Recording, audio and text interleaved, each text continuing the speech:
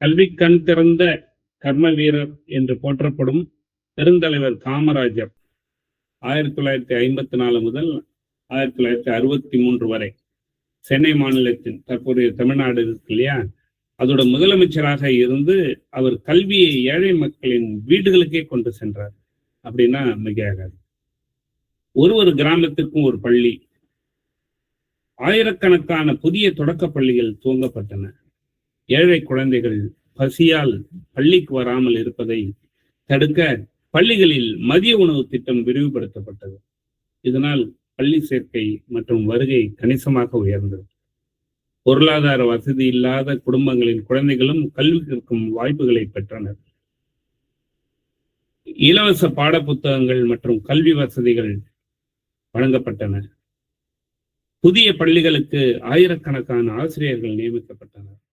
பசி, வறுமை போன்ற காரணங்களால் பள்ளியை விட்டு விலகிய குழந்தைகள் மீண்டும் பள்ளிக்கு வரத் தொடங்கினர். இந்த காலகட்டம் நான் தொடக்க பள்ளி படித்த காலம். காமராஜரின் கல்வி தத்துவம் என்ன என்றால், வயிறு நிறைந்தால் மனம் படிக்கும் என்பது. இத்தனை பெருமை உடைய கர்ம வீரர் காமராஜரின் 3வது பிறந்த நாளில் உலக சாதனை பட்டிமன்றத்தில் உலகம் முழுவதில் இருந்தும் இணைய வழியாக இணைந்திருக்கும் அறிவுசார் பெருமக்களுக்கும் மதிப்புக்குரிய ஒருங்கிணைப்பாளர் நித்யதேவி அவர்களுக்கும் இரு அணிகளின் மிக சிறந்த பேச்சாளர்களுக்கும் எனது அன்பார்ந்த வணக்கங்கள். கற்க கசடர கற்பவை கற்றபின் நிற்க அதற்கு தக என்றார் திருவள்ளுவர்.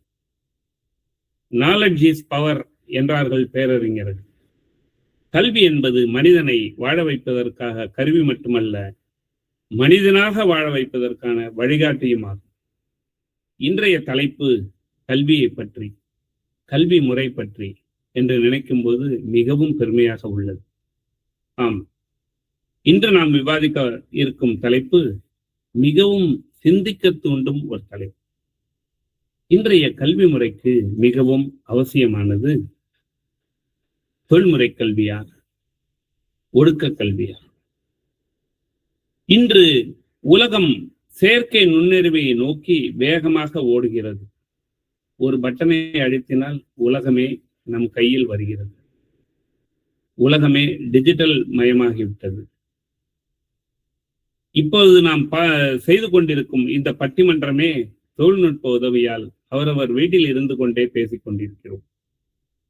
ஆனால் அதே நேரத்தில் மனிதநேயம், நேர்மை, பொறுப்பு, கருணை போன்ற மதிப்புகள், வேல்யூஸ் என்று ஆங்கிலத்தில் சொல்வார்கள், சவாலை சந்திக்கின்றன என்பதை மறுப்பதற்கு இல்லை.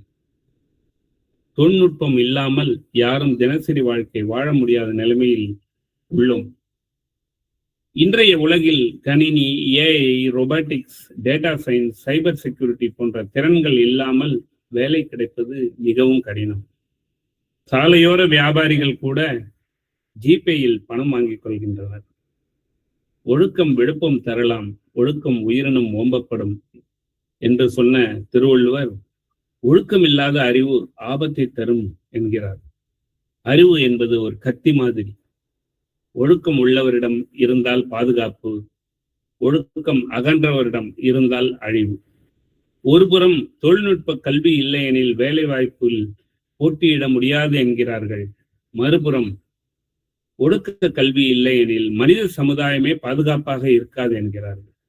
ஒரு சிறந்த மருத்துவராக இருக்க தொழில்நுட்ப அறிவு தேவை, ஆனால் நல்ல மருத்துவராக இருக்க ஒழுக்கம் தேவை. ஒரு சிறந்த பொறியாளராக இருக்க திறமை தேவை, ஆனால் நேர்மையான பொறியாளராக இருக்க ஒழுக்கம் தேவை. எனவே இன்றைய விவாதம் எது முக்கியம் என்று கேட்பது மட்டுமல்ல, எது மனித குலத்தின் எதிர்காலத்தை உருவாக்கும் என்பதையும் சிந்திக்க வைக்கும் என நம்புகிறேன். இந்த சூழலில் இன்றைய கல்வி முறைக்கு மிகவும் அவசியமானது தொழில்நுட்ப கல்வியா அல்லது ஒழுக்க கல்வியா என்ற இந்த தலைப்பில் பேச இரு அணி பேச்சாளர்கள் இங்கே இணைந்திருக்கின்றனர். அந்த பேச்சாளர்களை ஒரு சிறிய அறிமுகத்துடன் உங்கள் முன் சமர்ப்பிக்கிறேன். தொழில்நுட்ப கல்வியே அணியின் துவக்க பேச்சாளர் 15க்கு மேற்பட்ட ஆண்டுகள் அனுபவம் கொண்ட இயந்திர பொறியாளர், கல்வியாளர், எழுத்தாளர், தயாரிப்பு, வடிவமைப்பு, புதுமை மற்றும் திட்ட மேலாண்மை நிபுணர், ஆராய்ச்சியாளர் மற்றும் தொழில்நுட்ப நூலாசிரியர், அறிவியலை எளிமையாக எடுத்துரைப்பதில் சிறந்து விளங்குபவர், ஒரு தனிநபர் மற்றும் 4 குழு உலக சாதனைகள் பெற்றவர், ஆயிரக்கணக்கானோருக்கு பயிற்சி மற்றும் ஊக்கமளித்து தலைமைத்துவ பேச்சாளர், பட்டிமன்ற பேச்சாளர், நடுவர், முனைவர் திரு சி. விவேகானந்தன் அவர்களை உங்கள் முன் அறிமுகம் செய்வதில் மகிழ்ச்சி அடைகிறேன். அடுத்து ஒழுக்க கல்வியை அணியின் துவக்க பேச்சாளர், ஓய்வு பெற்ற ஆசிரியர், 38 ஆண்டுகள் கல்வி பணியில் அர்ப்பணிப்புடன் சேவையாற்றியவர், MA இங்கிலீஷ், சோசியல், தமிழ் உள்ளிட்ட பல உயர்கல்வி தகுதிகள் பெற்றவர், வாழும் வரை கற்க வேண்டும் என்பதையே வாழ்வியல் கொள்கையாக கொண்டவர், மாணவர்களுக்கு போட்டித் தேர்வு, பயிற்சி மற்றும் கல்வி வழிகாட்டுதலில் தொடர்ந்து ஈடுபட்டு வருபவர், சமூக பணிக்காக வைரமங்கை உள்ளிட்ட பல விருதுகள் பெற்றவர், வைகரை சங்கமம், சிந்தனை சிறகு உள்ளிட்ட பல அமைப்புகளில் பயிற்சியாளர் மற்றும் ஒருங்கிணைப்பாளர், சிறந்த பேச்சாளர், பட்டிமன்ற தலைவர், கவிஞர், கருத்தாளர் மற்றும் ஆன்மீக சேவகர், கல்வி, சமூக சேவை, இலக்கியம் மற்றும் மனிதநேய படிகளில் தொடர்ந்து செயல்பட்டு வருபவர், கற்றபடி செயல்படுதல், பெரியோரை பேணுதல், செய் நன்றி மறவாமை என்பவற்றை வாழ்வியல் நெறியாக கொண்ட சிறந்த ஆளுமை திருமதி தங்கம் சாய்ராம் அவர்களை உங்கள் முன் அறிமுகப்படுத்துவதில் பெருமிதம் கொள்கிறேன். தொழில்நுட்ப கல்வி என்ற அணியின் 2ஆம் பேச்சாளர், இயற்பியலில் BSc, ஆங்கில இலக்கியத்தில் MA, பல்கலைக்கழக ரேங்க் பெற்றவர், பதிப்பகத்துறையில் 28 ஆண்டுகள் அனுபவம் கொண்ட உதவி மேலாளர், சான்றளிக்கப்பட்ட நிறுவன பயிற்சியாளர், சாஃப்ட் ஸ்கில் பயிற்சியாளர், பல நிறுவன விருதுகள் மற்றும் இலக்கிய போட்டிகளில் வெற்றி பெற்றவர், கதை சரபி யூடியூப் சேனல் மூலம் ஊக்கமளிக்கும் கதைகளை வழங்கி வருபவர், ஆண்டாள் இலக்கிய ஆய்வு மற்றும் நூல் விமர்சனங்களில் ஆர்வமுடன் செயல்படுபவர், ஆங்கிலம் மற்றும் தொடர்பு திறன் பயிற்சிகளை பல அமைப்புகளில் வழங்கி வருபவர், யோகா, கதை சொல்லல், வாசிப்பு, இசை, ஊக்க பேச்சாளர், பட்டிமன்ற பேச்சாளர், பாடகி என பல துறைகளில் ஆர்வம் கொண்ட பல்துறை ஆளுமை திருமதி முத்துலட்சுமி அவர்களை இந்த அவையில் அறிமுகம் செய்வதில் பெருமகிழ்ச்சி அடைகிறேன்.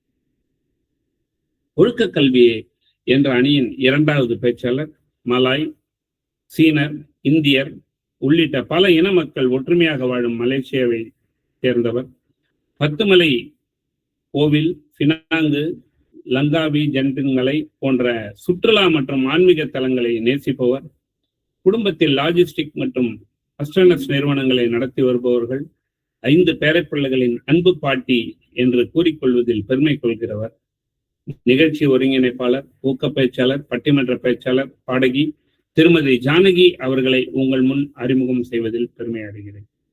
தொழில்நுட்ப கல்வியே என்னும் அணியின் நிறைவு பேச்சாளர், வயது என்பது ஒரு எண்தான் என்று நிரூபித்துக் கொண்டிருக்கும் ஒரு இளைஞர், சென்னை மாதவரம் சேர்ந்தவர், தற்போது ஜெய்ப்பூரில் பணியாற்றி வருகிறார், BCom, MA வரலாறு, MA கிறிஸ்துவ ஆய்வுகள் மற்றும் சைவ சித்தாந்தம் பயின்றவர், 2 நூல்களின் ஆசிரியர், குறும்பட நடிகர் மற்றும் இயக்குனர், காற்றில் அலையும் கேள்விகள் யூடியூப் சேனல் மூலம் சிந்தனைகளை பகிர்ந்து வருபவர், டோஸ்ட் மாஸ்டர்ஸ் வாழ்நாள் சாதனையால் விருது மற்றும் பசுமை தூதுவர் விருது பெற்றவர், கல்வராயன் மலையில் பேராசிரியராக பணியாற்றி கல்வி மற்றும் சமூக பணியில் ஈடுபட்டு வருபவர், இந்தி, இலக்கியம், இசை, எபிரேய மொழி மற்றும் செயற்கை நுண்ணறிவு ஆகிய துறைகளில் தொடர்ந்து கற்று வரும் பல்துறை ஆளுமை, சிறந்த தன்னம்பிக்கை மற்றும் பட்டிமன்ற பேச்சாளர் திரு மில்டன் ராஜசேகர் அவர்களை உங்கள் முன் அறிமுகம் செய்வதில்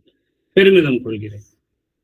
ஒழுக்க கல்வியை என்னும் அணியின் நிறைவு பேச்சாளர், இவர் ஒரு MCA பட்டதாரி, 2 ஆண்டுகள் கணினி ஆசிரியர் அனுபவம், தன்னம்பிக்கை பேச்சாளர் மற்றும் பட்டிமன்ற பேச்சாளர், திருவாசகம் உலக சாதனை நிகழ்வில் பங்கேற்றவர், ஸ்கை யோகா ஆசிரியர், கன்னடத்தில் இலவச யோகா பயிற்சி வழங்குபவர், பெண் தொழில் முனைவோர், விருது பெற்ற தமிழ் பேச்சாளர், தோட்டக்கலை, ஓவியம், மெகந்தி ஆகியவற்றில் ஆர்வம் கொண்டவர், திருமதி நா. சிவசங்கரி MCA அவர்களை உங்கள் முன் அறிமுகம் செய்வதில் மகிழ்ச்சி அடைகிறேன். இந்த சூழலில் நம்முடைய அருமையான ஒரு நிகழ்வுக்கு வருகிறோம். தூக்க பேச்சாளர் விவேகானந்தன் ஐயா அவர்களே, தொழில்நுட்ப கல்வி எந்த அளவுக்கு கல்வி சேவையை உயர்த்தும், நாட்டை உயர்த்தும் என்று உங்களது வாதத்தை ஆரம்பியுங்கள். விவேகானந்தன் அவர்களை அழைக்கிறேன். எங்கள் வாழ்வும் எங்கள் வளமும் வங்காத தமிழ் என்ற சங்கே முழங்க என்ற பாரதிதாசன் ஐயா அவர்களின் வரிகளுக்கு அவையில் உள்ள அனைவருக்கும் இனிய வணக்கங்களை தெரிவித்துக் கொள்கிறேன். முதலில் இந்த வாய்ப்பளித்த நம்மளுடைய யூனிட்டி யூனிவர்ஸ் குரூப் யூனிவர்சிட்டியோட நம்மளுடைய நிறுவனர் ஷியாமலா சந்தீப் சகோ அவர்களுக்கு முதல் நன்றியை தெரிவித்துக் கொள்கிறேன். மற்றும் இன்னைக்கு நமக்கு நடுவராக வந்திருக்க நான் ரமேஷ் சார் மற்றும் இன்று ஒருங்கிணைப்பு செய்து கொண்டிருக்கிற நம்மளுடைய ஆசிரியர், அதுக்கடுத்து நம்மளுடைய பங்கேற்பாளர்கள், எண்ணணியை சார்ந்தவர்களும் மாற்றணியை சார்ந்த அனைவருக்கும் நன்றி கலந்த வணக்கத்தை தெரிவித்துக் கொள்கிறேன். இன்னைக்கு ரொம்ப ஒரு சிறப்பான நாள். ஜூலை 15 கர்ம வீரர் காமராஜர் அவர்களோட பிறந்த நாள். எப்பயுமே தமிழ்நாட்டுல தொழில்துறையோட முன்னோடி அப்படின்னு சொன்னா நம்ம காமராஜர் சொல்லலாம். அந்த விதத்துல இன்னைக்கு ஒரு பட்டிமன்றத்துல அவரோட பிறந்தநாள்ல நான் கலந்துக்கிறதுன்ற ரொம்ப மகிழ்ச்சியானவும் பெருமையாவும் இருக்கு. எப்பயுமே நம்ம காமராஜர் இப்போ உயிரோட என்ன தெரியுமா சொல்லியிருப்பாரு, எல்லாரும் வாங்க போலாம், எல்லாத்துக்கும் ஒரு ஏஐ டிவைஸ் பூட் தமிழ்நாட்டுல இருந்து கிரியேட் பண்ணி எல்லா ஸ்கூல்ஸ்லயும் நேரம் டிஜிட்டல் லேர்னிங் தான் எல்லா கிளாஸ்க்கும் teacher should be the assistant, the AI should be the teacher அப்படின்ற ஒரு நிலைக்கு மாத்திருப்பாரு அப்படின்னு சொன்னா மிகையாகாது. ஏன்னா ஒவ்வொரு தொழில்நுட்பத்திலையும் அவரோட பாதை அப்படின்றது ரொம்ப ரொம்ப சிறப்பா இருக்கும். நம்ம எல்லாருக்குமே தெரியும், எப்பயுமே ஒரு விஷயத்த தொழில நம்ம முன்னேற்றம் அடைஞ்சாதான் நாட்டோட முன்னேற்றம் இருக்கும் அப்படின்றதுல ஆரம்ப காலகட்டத்துல அவர் ரொம்ப ரொம்ப உறுதியா இருந்தாரு. அதுக்கு ஒரு சின்ன எடுத்துக்காட்டு என்னன்னு கேட்டோம்னா நம்ம டைப்ரைட்டிங் மிஷின்லாம் இருக்குல்ல, அதுல தமிழ்ல டைப்ரைட்டிங் மிஷின் கொண்டு வந்தது யாருன்னா காமராஜர் தான். ஏன்னா நம்ம கையில கொஞ்சம் எழுதிட்டு இருக்க முடியாது, டைப்ரைட்டிங் மிஷினா ஏன் எழுத்த கொடுக்குற இங்கிலீஷை மாதிரி என்னோட தமிழை கொடுப்பாங்களே அப்படின்னு சொல்லி கேட்டு வாங்கினதுல காமராஜரோட பங்கு அதிகம். ஸோ இன்னைக்கு நமக்கு எல்லாருக்கும் வந்திருக்கு அப்படின்னா அதுக்கு காரணம் அதுதான். அதே மாதிரி என்னன்னா பள்ளிகள் எப்படின்னா அதுக்கு முன்னாடி நம்ம பேர் என்ன சொல்றது, நம்மளுடைய மூதறிஞர்னு இருந்தவங்க எல்லாம் ஒரு 5000 ஸ்கூல்ல 3 நேரத்துல அதுக்கடுத்து வந்த காமராஜர் 6000 ஸ்கூல்ல திருப்பி 3 ஸ்கூல்ல திறந்தது அப்படின்றது ரொம்ப ரொம்ப சிறப்பான ஒரு விஷயம். ஏன்னா கல்விதான் ஒரு மனிதனோட வாழ்க்கையை மாத்தும் அப்படின்றத ஆழமா தெரிஞ்ச ஒரு படிக்காத மேதை தான் நம்மளுடைய காமராஜர். அவர் படிக்கலைன்றது ஸ்கூல் தான் போய் படிக்கலே தவிர நிறைய புக்கு படிச்சிருக்காரு. அந்த புத்தக அறிவு தான் இன்னைக்கு நம்ம வளமான தமிழ்நாடா மாத்திருக்கு அப்படின்னு சொன்னா மிகையாகாது.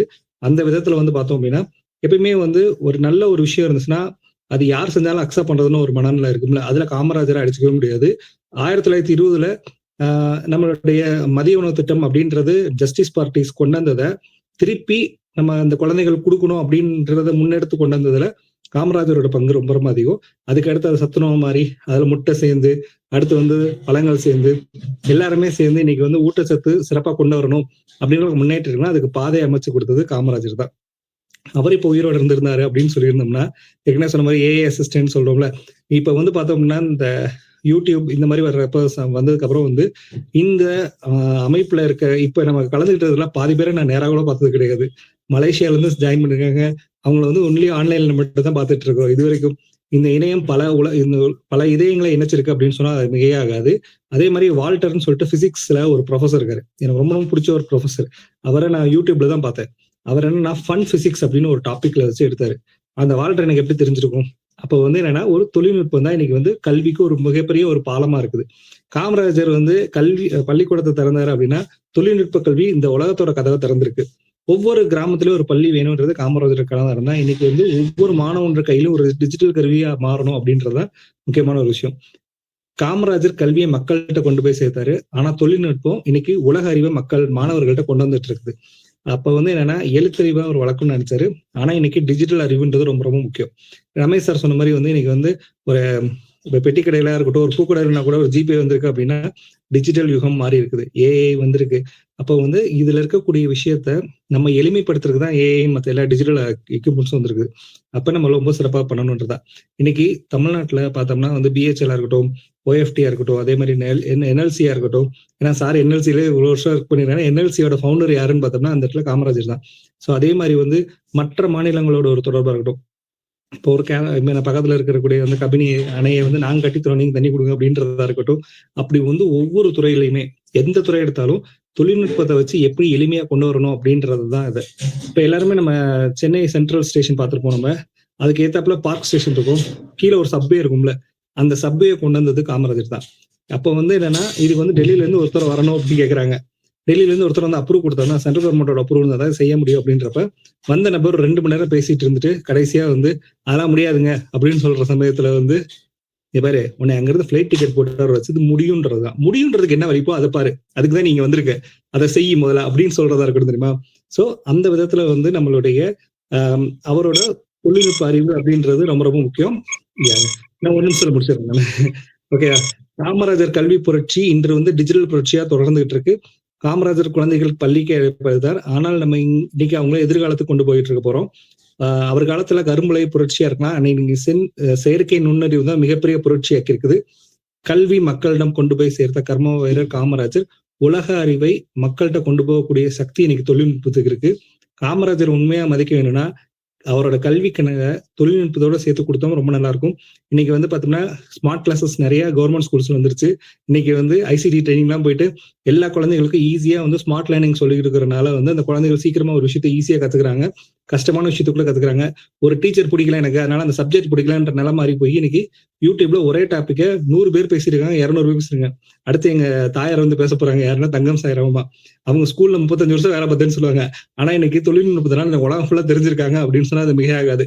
பீஸ் ஃபோரம்ல பார்த்தா இருப்பாங்க, தமிழ் ஃபோரம்ல பார்த்தா இருப்பாங்க, எங்க திரும்பினா அவங்க நீக்க மாதிரி நிறைஞ்சிருக்காங்கன்னா அது காரணம் தொழில்நுட்பம் தான். கண்டிப்பாக அவங்க கற்க கசரற கற்றப்பின் நிற்காதற்கு தகன்ற ஒரு டாபிக்கே டெல்டால வந்து கிளாஸ் எடுத்தாங்க. அப்பதான் அந்த அதுக்கு கல்வி கற்றா துணைக்காலே வராது அந்த குரல்ல அப்படின்றத அவங்கள்ட்ட தெரிஞ்சுக்கிட்டேன். இப்படி ஸ்கூல்ல 35 வருஷம் சொன்னது எத்தனை குழந்தைகள் போச்சோ தெரியல, அவங்க டிஜிட்டலா பேசினது இன்னைக்கு உலகம் ஃபுல்லா கேட்டுட்டு இருக்காங்க. அப்படின்றனால இன்னைக்கு இருக்க கல்வி முன்னேற்றத்திற்கு தொழில்நுட்ப புரட்சி இன்றியமையாது என்று சொல்லி சார் என்எல்சியில இருந்து ரிட்டர் ஆகி இன்னைக்கு வந்து உலகம் ஃபுல்லா டிஜிட்டலா இன்னைக்கு பரவி பண்ணிட்டு இருக்காங்க. ஸோ அந்த விதத்துல வந்து எங்கள் அடிக்காக கண்டிப்பா வந்து ஒரு நல்ல தீர்ப்பு அளிப்பாங்கன்னு சொல்லி வாய்ப்பளித்த அனைத்து நல்லவங்களுக்கும் நன்றி தெரிவிக்கிறேன். நன்றி, வணக்கம். நன்றி. நன்றி, மிக அருமை விவேகானந்தன். ஒரு தொழில்நுட்ப கல்வி முக்கியம் அப்படின்னு பேசுறதுக்கு ஒரு தொழில்நுட்ப வல்லுநர், ஒரு மெக்கானிக்கல் இன்ஜினியர், அவர் வந்து ஒரு துவக்க பேச்சாளரா வந்ததே ஒரு சிறப்பு அப்படின்னு நான் கருதுறேன். ஒரு தொழில் கல்வி புரட்சி மூலமாக தொழில்நுட்ப புரட்சி வந்து வளர்ந்துகிட்டு இருக்குன்னு அழகாக சொன்னார். ஒரு தொழில் முன்னேற்றம் வந்து நாட்டோட முன்னேற்றம். ஜப்பான் பார்த்தீங்கன்னா எதுக்கு முன்னே இன்னைக்கு இப்ப பெரிய வல்லரசா இருக்கிறதுக்கு காரணம் வந்து அவங்களுடைய எலக்ட்ரானிக்ஸ் அந்த விஷயத்துல அவங்க முன்னோடியா இருந்து டெக்னாலஜியை வந்து மிகப்பெரிய விஷயமாக எடுத்துக்கொண்டு சென்றதுனால ஒரு ஜப்பான் வந்து இன்னைக்கு மிகப்பெரிய அளவுல இருக்கு. ஒரு டைப்ரைட்டிங் மிஷினை வந்து தமிழ்ல மாற்றம் பண்ணது, ஒரு ஒரு சப்வே ஃபார்ம் பண்ணும்போது அதுக்காக ஒரு டெல்லியில இருந்து வர வச்சார, அதை வந்து அந்த தொழில்நுட்பத்தை வலியுறுத்தின காமராஜர் பத்தி சொன்ன விஷயம். ஒரு கல்வி வந்து ஒரு மனுஷனுடைய ஒரு மாணவருடைய கண்ணை திறக்குதுன்னா தொழில்நுட்ப கல்வி வந்து உலகத்தையே திறக்குதுன்னு மிக அருமையா சொல்றாங்க. உண்மையான விஷயம் இல்லையா? இன்னைக்கு இங்க உட்காந்துட்டு மலேசியாவில நெய்வேலியில இருக்கிற ஒரு நடுவர் வந்து மலேசியாவில இருக்கிற ஒரு பேச்சாளருடைய பேச்சு கேட்கிறோம். இதை உலகம் முழுக்க இருக்கிற அத்தனை பேர் பாக்குறாங்க. வெளிவெளி ஊர்ல இருந்து வெளிவெளி நாட்டில இருந்தும் பாக்குற ஒரு தொழில்நுட்பம் நமக்கு மிக மிக அருமையா இருக்கு. அந்த மாதிரி ஏஐ அப்படி பத்தி நம்ம சொன்னாரு. இப்ப லேட்டஸ்டா ஐஆர்சிடிசி அந்த ஒரு ரயில் டிக்கெட் புக்கிங்ல வந்து நிறைய குழப்பங்கள் இருக்கு. அது ஏஐ தொழில்நுட்பத்தோட வந்து அந்த தளத்தையே மாற்றி அமைக்க போவதாக ஒரு செய்திகள் வந்துட்டு இருக்கு. ஒரு இன்னைக்கு கூட இப்ப சாயந்தரம் ஒரு நியூஸ்ல பார்த்தேன், ஒரு நாய் வந்து வழிகாட்டி எடுத்துட்டு போறது, கூகுள் மேப் நம்மள போற மாதிரி நம்மள ஒரு ஆள் கைப்பிடிச்சு எடுத்துன்னு போற மாதிரி ஒரு டாக வடிவமைச்சிருக்கிறாங்க. இன்னைக்கு வந்து கல்வி முறையில ஸ்மார்ட் கிளாஸ் அதெல்லாம் மிகப்பெரிய தாக்கத்தை ஏற்படுத்தியிருக்கு. அப்ப கல்வி முறையில வந்து தொழில்நுட்ப கல்வி ரொம்ப ரொம்ப இன்றியமையாதது அப்படின்னு மிக வலுவான அவருடைய பேச்சு மூலமாக அழுத்தமான அவருடைய அணிக்கு வந்து மிக வலு சேர்த்து சென்றிருக்கிறார். அந்த வலுவை மேடம் தாங்குவாங்களா? தங்கம் சாயராம் அவங்க அணியை எப்படி தூக்கி நிறுத்த போறாங்க? ஸோ அவங்கள வந்து ஒழுக்க கல்வி முறைக்கு இன்றியமையாதது என்று பேச அந்த அணியின் ஒழுக்க கல்வி அணியின் துவக்க பேச்சாளர் தங்கம் சாயராம் மேடம் அவர்களை உங்களது கருத்துக்களை முன்வைக்க அழைக்கிறேன். அனைவருக்கும் என் மனமகிழ் வணக்கத்தை தெரிவித்துக் கொள்கிறேன். என ஈன்ற தாய்க்கும் வித்திட்ட தந்தைக்கும் அறிவினைப்பு விட்டிய ஆசானுக்கும் இயற்கையும் இயற்கை உணர்வையும் இணைந்தே படைத்த இறைவனுக்கும் அந்த இயற்கைக்கும் அந்த இறைவனுக்கும் இந்த நிகழ்வு கண்காணிப்பதாக இருந்து கொண்டிருக்கும் ஷாம்னா சந்தீப் அவர்களுக்கும் இதை நடுவராக இருந்து நடத்தி கொண்டிருக்கும் ரமேஷ் நாகராஜன் ஐயா அவர்களுக்கும் ஒருங்கிணைப்பாளராக வந்து இருக்கும் என்னுடைய மகள் நித்யாதேவி அவர்களுக்கும் மற்றும் இங்கு அமைந்திருக்கும் எனது தோழி சகோதரி மற்ற சார்ந்தவர்களுக்கும் எனது முதற்கண் வணக்கத்தை தெரிவித்துக் கொள்கிறேன். இன்று கர்ம வீரர் காமராஜர் அவர்களின் அழகான ஒரு நாள். அவரை நினைவு கூர்ந்து பார்க்க வேண்டும். ஏனென்றால் அவருடைய பிறந்த நாள் சாதனை படைத்தவர். அதில் ஒரு பெருமை, முதலில் கர்ம வீரர் காமராஜர் தொடங்கிய ஒரு பள்ளி கோபிநாதம்பட்டியில், மொரப்பூர், தருமபுரி மாவட்டத்தில் மொரப்பூர் ஒன்றியத்தில் கோபிநாதம்பட்டி என்ற ஊரில் சந்தில் திறக்கப்பட்டதுதான் முதல் என்பதை பெருமையுடன் சொல்லிக் கொள்கிறேன். ஏனென்றால் அந்த இடத்தில்தான் நான் வேங்கியாம்பட்டி என்ற கிராமத்தில் வசித்து வருகிறேன் என்பது எனக்கு மிகவும் பெருமையானது. அவர் குழந்தைகளுக்கு ஒழுக்கம் வர வேண்டும் என்பதற்காகதான் சீருடை கொடுத்தார். இல்லைன்னா பணக்கார ஏழை என்று வித்தியாசம் இருக்கும். அந்த சீருடையிலும் அதுதான் வேணும். அடுத்தாற்போல் ஒழுக்கம் இருக்க வேண்டும் என்பதற்காக தான் மதிய உணவு கொண்டு வந்தார். ஏனென்றால் சாப்பிடும் போது பல வகையாக ஒரு தோசை, இட்லி, பூரி என்று பல வகையாக சாப்பிடுவார்கள். அவர் மனதிற்குள் கஷ்டம் ஏற்படும். அதனால்தான் ஒழுக்கம் வர வேண்டும் என்பதற்காக தான் அவர் இதை கொண்டு வந்தார். அதுபோல விவேகானந்தா எனது மகன் அவர்கள் கூறினார்கள் டைப் ரைட்டிங் கொண்டு வந்தார் என்று. அது ஒழுக்கம் இல்லாம தமிழ் 3 எழுத்து தானே, மீழா தான் அடிங்க தமிழ்னு வருமா? அதுல ஒழுக்கம் என்னமுல்ல, எல்லாத்தையும் ஒழுக்கத்தை கடைபிடிக்க வேண்டும். இன்று நான் ஒரு அவயத்தில் ஒரு கம்பெனியில் இருக்கிறேன் என்றால் அவர்களுக்கு என்ன வேண்டும்? ஒழுக்கம் இருந்தால்தான் சான்று கிடைக்கும். ஒழுக்கம் இல்லாவிட்டால் கருப்பு புள்ளி கிடைக்கும். அது உங்களுக்கு தெரிந்திருக்கும். அது இங்கிலீஷ்ல கூறுவாங்க பிளாக் மார்க் என்று. நான் சொல்ல வேண்டாம், அது தப்பு. சொல்லிவிட்டால் தப்பாக விடும். அதனால் ஒழுக்கம் இழுப்பம் தரலால் ஒழுக்கம் உயிரினம் அம்பப்படும் என்று சொன்னார் திருவள்ளுவர். அது மட்டும் சொல்லவில்லை, அவர் அழகாக ஒரு குறளை சொன்னார். பரிந்தோம்பி காக்க ஒழுக்கம். எப்படி காக்கணுமா? வருந்தியாவது ஒழுக்கத்தை காக்க வேண்டும். தெரிந்தோம்பி தேரினும் அக்தே துணை. அந்த ஒழுக்கத்தோட இருந்தோம்னா அந்த ஒழுக்கம் நமக்கு என்றும் துணையாக இருக்கும். ஏங்க அப்படின்னா, நீ கொடுத்திருக்கிற தலைப்பை என்னுடைய மகன் பார்த்தாரா இல்லையான்னு தெரியல. அதுல என்ன பண்றாங்கன்னா, இன்றைய கல்வி முறையில் மிகவும் அவசியமானது தொழில்நுட்ப கல்வியா? வேலையான்னு கேட்கல, தொழில்நுட்ப வேலையா அல்லது ஒழுக்க வேலையான்னு கேட்கல. இங்க கேட்டது கல்வி. அவர் வேலை என்று நினைத்து விட்டு ஏதோ பிதற்றி விட்டார் என்று நினைக்கிறேன். மற்றவர்களாவது அதை புரிந்து கொள்ளுங்கள்.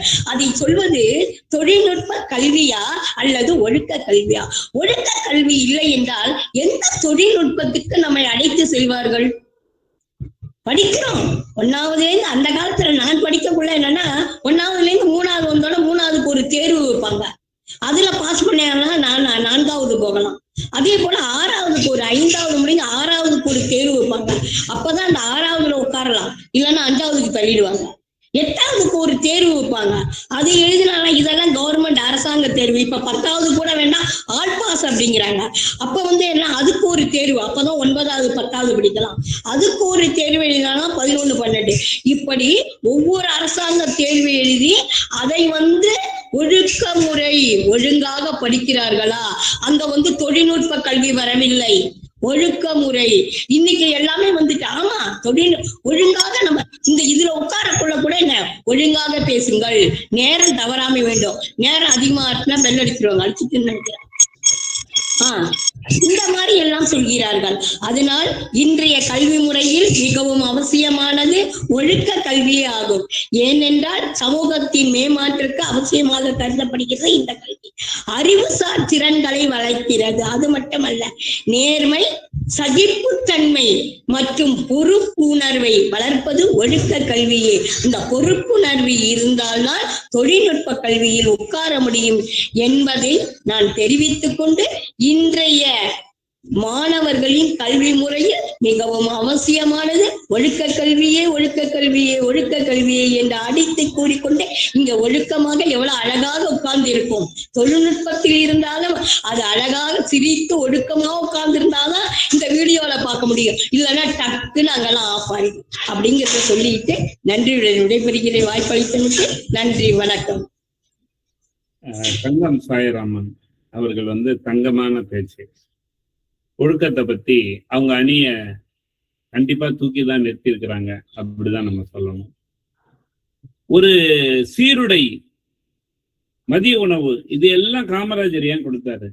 ஒரு சீரா வரணும் இல்லையா? ஒரு சீராக இருப்பது சீருடை அப்படின்னாலே, சீரா இருக்கணும்னாலே ஒழுக்கம் இருந்தாதானே வரும் அப்படின்னு ஒரு வாதத்தை முன் வச்சிருக்கிறாங்க. ஒழுக்கம் இல்லைன்னா எந்த தொழில்நுட்பம் வளரும் அப்படின்னு கேள்வி கேட்டாங்க. நம்ம பார்த்தோம்னாக்க ஒரு ஹேக்கர் அப்படின்னு ஒரு தொழில்நுட்பமே இருக்கு. ஒரு கம்ப்யூட்டரையோ ஒரு எதோனாலும் ஒரு போனை கூட ஹேக் பண்ணிடலாம். ஒரு சிஸ்டத்தை நம்ம ஹேக் பண்ணிட முடியும். அது ஒரு நாட்டின் நலனுக்காக ஹேக் பண்றது இருக்கு. அதே விஷயம் ஒருத்தருடைய பணத்தை திருடுறதுக்காகவோ அவங்களுடைய ரகசியங்களை கைப்பற்றதுக்காகவோ தவறான முறையில பயன்படுத்துறதுக்கு வாய்ப்பு இருக்கு. அப்ப அந்த மாதிரி தொழில்நுட்பம் ஒழுக்கம் இல்லைன்னா எந்த தொழில்நுட்பம் வேலை செய்யும்? அந்த தொழில்நுட்பம் எவ்வளவு வளர்ந்தா அந்த ஒழுக்கம் இல்லைன்னா அது எப்படி வேலை செய்யும் அப்படிங்கிறாங்க.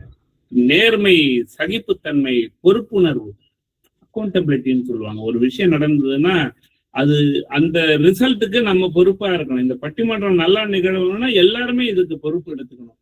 அப்படின்ற ஒரு விஷயங்கள்லாம் வளரணும்னா ஒழுக்கம் மிக மிக அவசியம் அப்படின்னு அழகாக சொன்ன தங்கம் சாய்ராம் அவர்களுக்கு ஒரு நன்றி பாராட்டி, இதெல்லாம் என்னங்க இப்ப நிறுத்துறோம் பாருங்க நாங்க அப்படின்னு ஒரு கதை சொல்லி அழகான அவங்க வாதத்தால தொழில்நுட்ப கல்வி அதுதான் ரொம்ப ரொம்ப முக்கியம் அப்படின்னு சொல்றதுக்கு அவங்க அணியினோட இரண்டாவது பேச்சாளர் முத்துலட்சுமி மேடம் அவர்களை உங்களது வாதத்தை முன்வைக்குமாறு கேட்டுக்கொள்கிறேன்.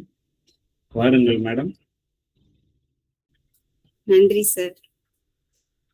என்னை ஈண்டெடுத்த அன்னைக்கும் தமிழ் அன்னைக்கும் உலகெங்கும் வாழும் தமிழ் நெஞ்சங்களுக்கும் நடுவர் அவர்களுக்கும் என்னுடைய பணிவான வணக்கங்கள். நடுவர் அவர்களே, இன்றைய தலைப்பு என்ன?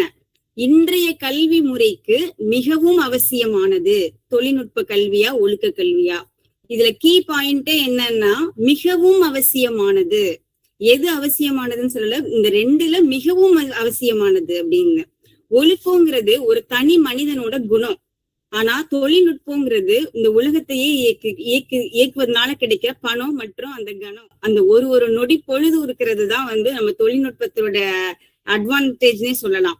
ஒழுக்கத்தை கற்பிக்கிறதுக்கு பல புத்தகங்கள் நம்ம வாங்கணும் அப்படின்னா அந்த ஒழுக்கத்தை வாங்குற புக்கையே நம்ம எதுலன்னா அமேசான்ல ஒரு நொடி பொழுதுல எனக்கு எத்தனை ஒழுக்கத்தை கற்பிக்கிற அத்தனை புக்கையும் நான் அமேசான்ல ஆர்டர் பண்ணி இருந்த இடத்துல இருந்தே இன்னைக்கு வாங்க முடியும். நான் ஒரு கடையா ஏறி இறங்க வேணாம், எல்லாத்தையும் நான் ஒரு நொடியில என்னால வாங்கிக்க முடியும்.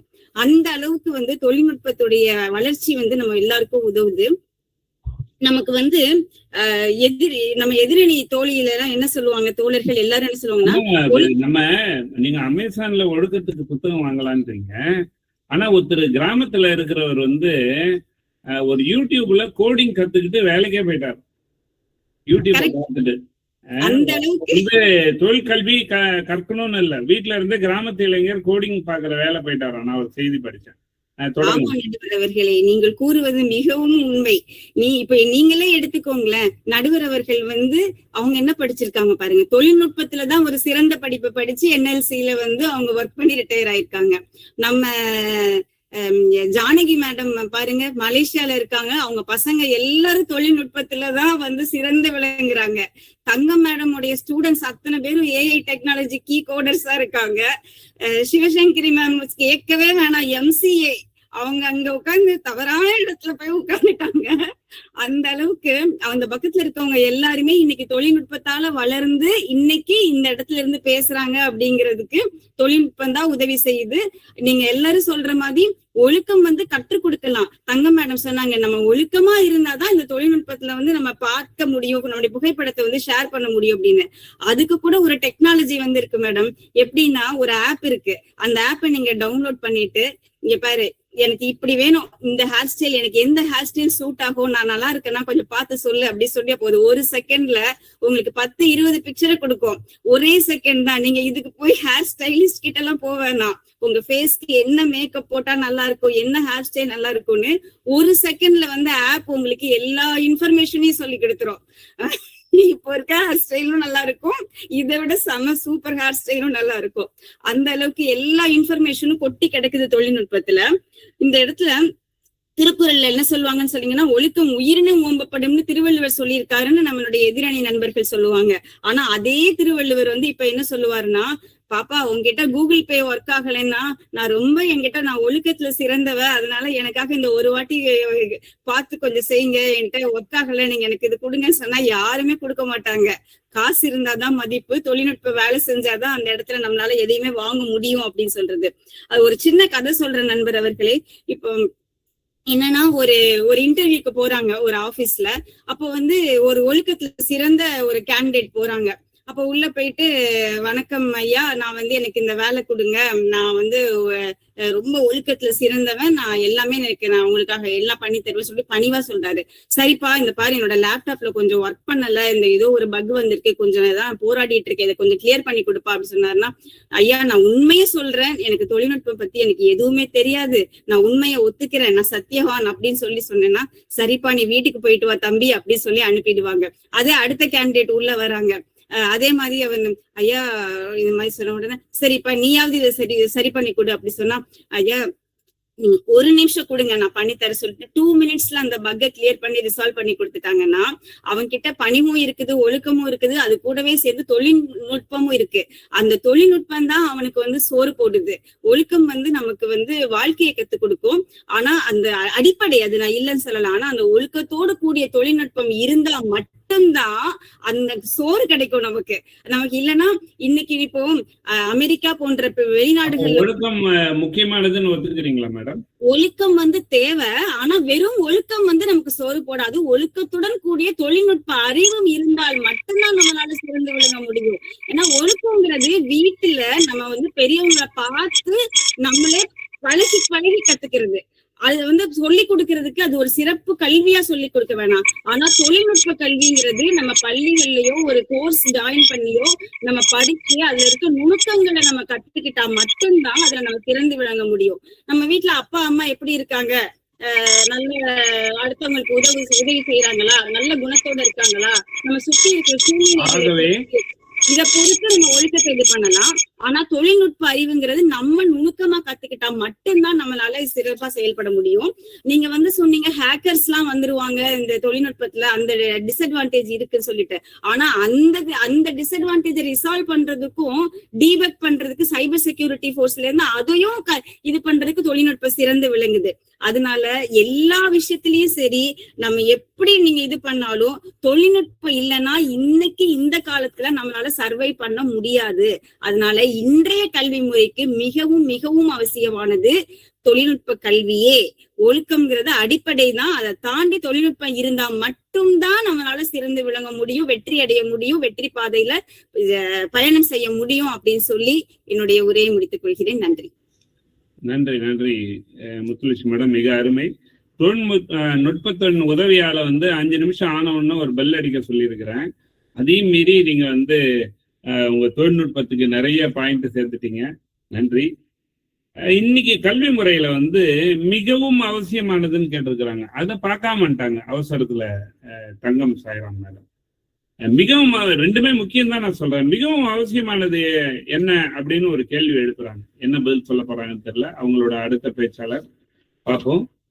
இப்ப உங்களுக்கு ஒழுக்கம் தெரிஞ்சுக்கணுமா? குடும்பத்திலே அப்பா அம்மா சொல்லி தர போறாங்க. இதுக்கு போய் என்ன ஒரு கல்வி முறை தேவைப்படுது? அமேசான்ல ஒழுக்கம் பத்தி வேணுமா, வேல்யூஸ் பத்தி வேணுமா, என்ன வேணாலும் புத்தகம் கிடைக்கும்ன்றாங்க. மேக்கப் போடுறதுக்கு நிறைய விஷயங்கள் இருக்கு. தொழில்நுட்பம் எங்க திரும்பினாலும் தொழில்நுட்பம் இல்லாம எங்கப்பா போறது? நீங்க போய் ஒரு பிரச்சனை இருக்கு, ஒரு கம்பெனியில வேலை கொடுக்குறான், கல்வியே தேவையில்லைன்ற. இன்னைக்கு இருக்கிறது பாத்தீங்கன்னா ஒரு இன்ஜினியரிங்க ஒரு கிராஜுவேஷன் முடிக்கவே வேணான்றான். உனக்கு அந்த தொழில்நுட்ப டெக்னாலஜி ஸ்கில் இருந்தா போதும், உங்களுக்கு வந்து வேலை கொடுக்குறான். கல்வியே தேவையில்லைன்றான். உனக்கு எக்ஸ்பீரியன்ஸ், அந்த விஷயம் செய்ய தெரியுமா, உனக்கு வேலை கொடுக்குறேன்றான். அப்ப நீங்க ரொம்ப ஒபீடியண்டா இருக்கிறேன், எல்லா ஒழுக்கமும் என்கிட்ட இருக்குது, எனக்கு வேலை கொடுங்க அப்படி சொன்னா எப்படி வேலை கொடுப்பாங்க? தொழில்நுட்பம் இல்லாம வேலை கொடுப்பாங்களா அப்படின்னு ஒரு கேள்வி இருக்கிறாங்க. ரொம்ப மூச்சை தம் கட்டி பேசியிருக்கிறாங்க. எப்படி அடுத்த பேச்சாளர் எப்படி இதுக்கு வந்து சப்போர்ட் பண்ண போறாங்கன்னு தெரியல. அப்ப ஒழுக்க கல்வியே அப்படிங்கிறதுக்கான இரண்டாவது பேச்சாளர், அந்த அணியில இரண்டாவது பேச்சாளர் மலேசியால இருந்து வந்திருக்கிற சங்கம் சாயராமுடைய நண்பர் திருமதி ஜானகி அவர்களை அழைக்கிறேன். வணக்கம் வணக்கம், அனைவருக்கும் வணக்கம். அன்பு சகோதர சகோதரர்கள் அனைவருக்கும், வெட்டி ஒட்டி பேசும் பேச்சாளர்கள் அனைவருக்கும் வணக்கம். விவேகானந்தரும் முத்துலட்சுமியும் ஒரே கருத்தை தான் சொன்னாங்க, கல்விதான் முக்கியம்னு சொன்னாங்க. ஆனா நீங்க நல்ல நல்ல பழமொழிகள், அழகான திருக்குறள் இருக்கு பாருங்க. ஆனானப்பட்ட ராஜாவா இருந்தாலும் அந்த ஒழுக்கம் இல்லைன்னா அவனுக்கு ஒண்ணுமே இல்லை. அந்த ஒழுக்க கல்வி இல்லைன்னாக்கா ஒரு மரியாதையும் இல்லை, எதுவுமே இல்லை. சாதாரண மனிதனா கூட அவனை மதிக்க மாட்டாங்க. ஆனா கற்றவருக்கு போகும் இடமெல்லாம் சிறப்பு. கல்வியை பத்தி சொன்னது ரொம்ப அருமையா இருந்துச்சு. ஆனாலும் அந்த படித்ததுனால்தான் அந்த அறிவு நிறைய இருக்கு. ஆனா பல படிச்சவங்களுக்கு புத்தியே இல்லை. இன்னைக்கு உள்ள அந்த நிகழ்ச்சியை வச்சா பார்த்தாக்க பள்ளிக்கூட ஆரம்ப பிள்ளைங்கள்ல இருந்து அந்த மது மற்ற அனைத்து பழக்கங்களையும் வைத்துக்கொண்டு இன்னைக்கு நாட்டையே சீரழிச்சுக்கிட்டு வராங்க. ஏன்? ஒழுக்கம் இல்லை. அந்த ஒழுக்கம் இருந்திருந்தா, ஆனா அம்மா அப்பா மட்டும் குறை சொல்லக்கூடாது, அவங்க ஒழுக்கத்தோடு தான் வளர்த்திருப்பாங்க. ஆனா அவங்க வந்து கொஞ்சம் பெருசானோன்னா பள்ளிக்கு போகும்போது மற்ற நண்பர்களுடன் சேர்ந்து அந்த சகவாசத்தால அவங்க வந்து வீணா போறாங்க என்றுதான் நான் அடிச்சு சொல்லுவேன். எப்படிதான் இருந்தாலும் ஒரு மனிதனை பாருங்க, கடவுள் என்ன மற்ற யாருக்குமே இல்லாத ஒரு திறமை மனிதனுக்கு இருக்கு. அழகழகா படிச்சு கண்ணு காது மூக்குன்னு வச்சு அதுக்குள்ள தலையில தான் மூளைய வைக்கணும்னு வச்சு அதுக்கு நமக்கு ஒரு சிந்தனை சக்தியையும் கொடுத்திருக்காரு. அந்த பிரபஞ்சம் என்ன சொல்லுது? நாம் என்ன கொடுக்கிறோமோ அதுதான் அந்த பிரபஞ்சம் நமக்கு திருப்பி கொடுக்கும். நம்ம நல்லது செஞ்சா நமக்கு நல்லது கிடைக்கும், நம்ம கெட்டது செஞ்சா நமக்கு கெட்டதுதான் கிடைக்கும். அந்த பிரபஞ்சம்ன்ற அர்த்தத்தை ஆராய்ஞ்சு பார்க்க போனா அந்த பிரபஞ்சம் வந்து ஒவ்வொரு மனுஷனுக்குள்ளேயும் இருக்கு. அதை வந்து நம்ம ஒழுக்கத்தோட காப்பாத்தி பார்க்கணும். அந்த ஒழுக்கம் தான் முக்கியம். எவ்வளவு கல்வி கற்றாலும் ஒரு பழைய பாடல் கூட இருக்குல்ல, படிச்சது இல்லாம அறிவு பெற்றோர் 1000 உண்டு, பாடம் படிக்காத மேதைகளும் பாரினில் உண்டுன்னு. அதே போல படிக்கலைன்னா கூட அந்த ஒழுக்கத்தால எப்படி வேணாலும் முன்னேறலாம். எவ்வளவு படிச்சு எவ்வளவு உயரத்துல இருந்தாலும் எங்க போனாலும் ஒழுக்கம் இல்லைன்னா அவங்கள வந்து ஒரு மனுஷனாவே மதிக்க மாட்டாங்க. எப்படியும் ஒரு பார்த்தாலே நம்ம வந்து வாயில சொல்லனாலும் அந்த முகம் சுழிச்சுக்குவோம். கட்டாயமா அந்த முக சுழிப்புல அவங்களுக்கே தெரிஞ்சு போயிடும். அவங்க 2 பேரும் சிறப்பா பேசுனாங்க, அந்த கல்விதான் முக்கியம்னு. ஆனா எவ்வளவு படிச்சிருந்தாலும் அந்த ஒழுக்கம் இல்லைன்னா அவங்க கல்வி வந்து தூசிதான். அது அவங்க படிச்சும் புண்ணியமே இல்லை. எதுக்கு அதுக்கு படிக்காமே இருக்கலாம். நல்ல ஒழுக்கம் உள்ள ஒரு விவசாயி கூட தான் இருக்காங்க. எவ்வளவு ஒரு மீன் பிடிக்கிறவங்க இருக்காங்க, சாதாரண வேலை செய்யறாங்க. படிச்சு பெரிய வேலை செய்யறவங்க மட்டும்தான் திறமையாளர்கள்னு சொல்ல முடியாது. அவங்களுக்கு அந்த ஒழுக்கம் இருந்தாக்க அவங்க எப்படி விவசாயிகளெல்லாம் அவங்க இல்லைன்னா நமக்கு சோறே இல்லை. ஆனா அவங்க ஒழுக்கத்தோட எவ்வளவு பாடுபட்டு கஷ்டப்பட்டு நமக்கு ஒரு சாப்பாடு தராங்க. அவங்கள நம்ம மதிக்கிறதே இல்லை. எப்படியும் வாழலாம் என்பதை விட இப்படித்தான் வாழ வேண்டும் என ஒழுக்க நெறிய பிள்ளைங்களுக்கு சின்ன பிள்ளையிலேருந்து நமக்கு கற்பிச்சுக்கிட்டு வரணும். அப்பதான் அந்த பிள்ளைங்க நம்ம அம்மா இப்படி இருந்தாங்க, பாட்டி இப்படி இருந்தாங்கன்னு அந்த பிள்ளைங்க அதையே எடுத்துக்கிட்டு அது பெருசானாலும் அது இறைவன் நம்பிக்கை வேணும். இறை நம்பிக்கை இருந்தா அந்த காலத்துல என்ன சொல்லுவாங்க, தாத்தா பாட்டி ஏதாவது தப்பு செஞ்சா பாட்டி சாமி கண்ணை குத்திடுவோம்னு சொல்லுவாங்க. அப்ப அந்த சின்ன பையன் சின்ன வார்த்தை கூட இருக்கும். ஆனா இன்னைக்கு அந்த இறை பயம் கூட இல்லை யாருக்குமே. சட்ட விரோதமான பத்திரிகை எடுங்க, வானொலி எடுங்க, எடுத்த உடனே என்ன வருது? எந்த நாடு எந்த ஊருன்னு இல்ல, எல்லா இடத்துலயும் அதே தீய பழக்கங்கள் தான். குடி, அந்த சிகரெட்டு, இந்த கற்பழிப்பு கேஸ்ல பாருங்க, வயசு வித்தியாசம் தெரியாத இது ஒரு ஒழுக்கமா? எங்க இருந்து வந்த அந்த அந்த டாக்டருங்க கூட்டத்துல ஊரை சொன்னா வருத்தமா இருக்கும். அந்த டாக்டருங்க இதுல அந்த பிள்ளைய இப்படி கஷ்டப்பட்டு படிக்க வச்சிருப்பாங்க. அந்த பிள்ளைய அந்த கொஞ்ச நேரம் ஓய்வு எடுக்க போன இடத்துலயே அந்த பிள்ளைய அப்படி சீரழிச்சிருக்காங்க. இந்த மாதிரி ஒரு ஒழுக்கமே இல்லாத வாழ்க்கை வாழ்றதை விட அது ஒரு மனுஷனே இல்லைன்னு தான் நான் சொல்லுவேன். மனுஷனா இருந்தாக்க நமக்கு ஒழுக்கம் முக்கியம். அதுக்கு உயிரே இல்லாம போனா கூட ரொம்ப சிறப்பா இருக்கும். அதுக்கு அந்த கடவுள் ஏன் இவ்வளவு அப்ப அந்த உயிர் நிப்பான் அந்த கவரிமான் இதுல அந்த 5 அறிவு மிருகம் கூட ஒரு முடி விழுந்தாக்க அது உயிரோட இருக்காது. ஆனா நம்மளுக்கு 6 அறிவு கொடுத்திருக்காரு. வேற எதுக்குமே 6 அறிவு இல்லை, நம்ம ஒண்டிக்குதான். ஏன் சிந்திக்க மாட்டாங்க இதை செய்யக்கூடாது இதை செய்யக்கூடாதுன்னு? தாயின்னும் இல்லை, பிள்ளைன்னும் இல்லை, எந்த உறவா இருந்தாலும், சின்ன குழந்தையா இருந்தாலும் அந்த சிந்தனை சக்தியை எதுக்கு கொடுத்தாரு கடவுளே? அதுக்கு மிருகமாவே இருந்துட்டு போலாம். அது மிருகத்துக்கு தான் தாயின்னும் தெரியாது, குட்டின்னும் தெரியாது, மிருகம் அப்படியே இருக்கும். ஆனா மனிதர்கள் நமக்கு கடவுள் படிக்கலைன்னாலும் பரவாயில்ல, படிச்சாதான் ஒழுக்கமா இருக்கணும்னு அர்த்தமே இல்லை. எல்லாருமே நமக்கு ஒழுக்கம் முக்கியம். மிருகத்துக்கு ஒழுக்கம் தெரியாது. அதனால நம்ம மனிதர்கள் கட்டாயம் ஒழுக்கத்தோட இருக்கணும்னு நான் ஒழுக்கம் தான் முக்கியம்ன்ற கட்சிக்குதான் நான் அணி சேர்ப்பேன். படிப்பு வேணும் தான், இருந்தாலும் அவ்வளவுதான் படிச்சாலும் அவங்களுக்கு ஒழுக்கம் இல்லைன்னா அவங்களை யாருமே மதிக்க மாட்டாங்க. எங்க போனாலும் எந்த ஊர்ல போனாலும் அவங்களுக்கு ஒரு மதிப்பே இல்லைன்னு நான் சொல்லுவேன்.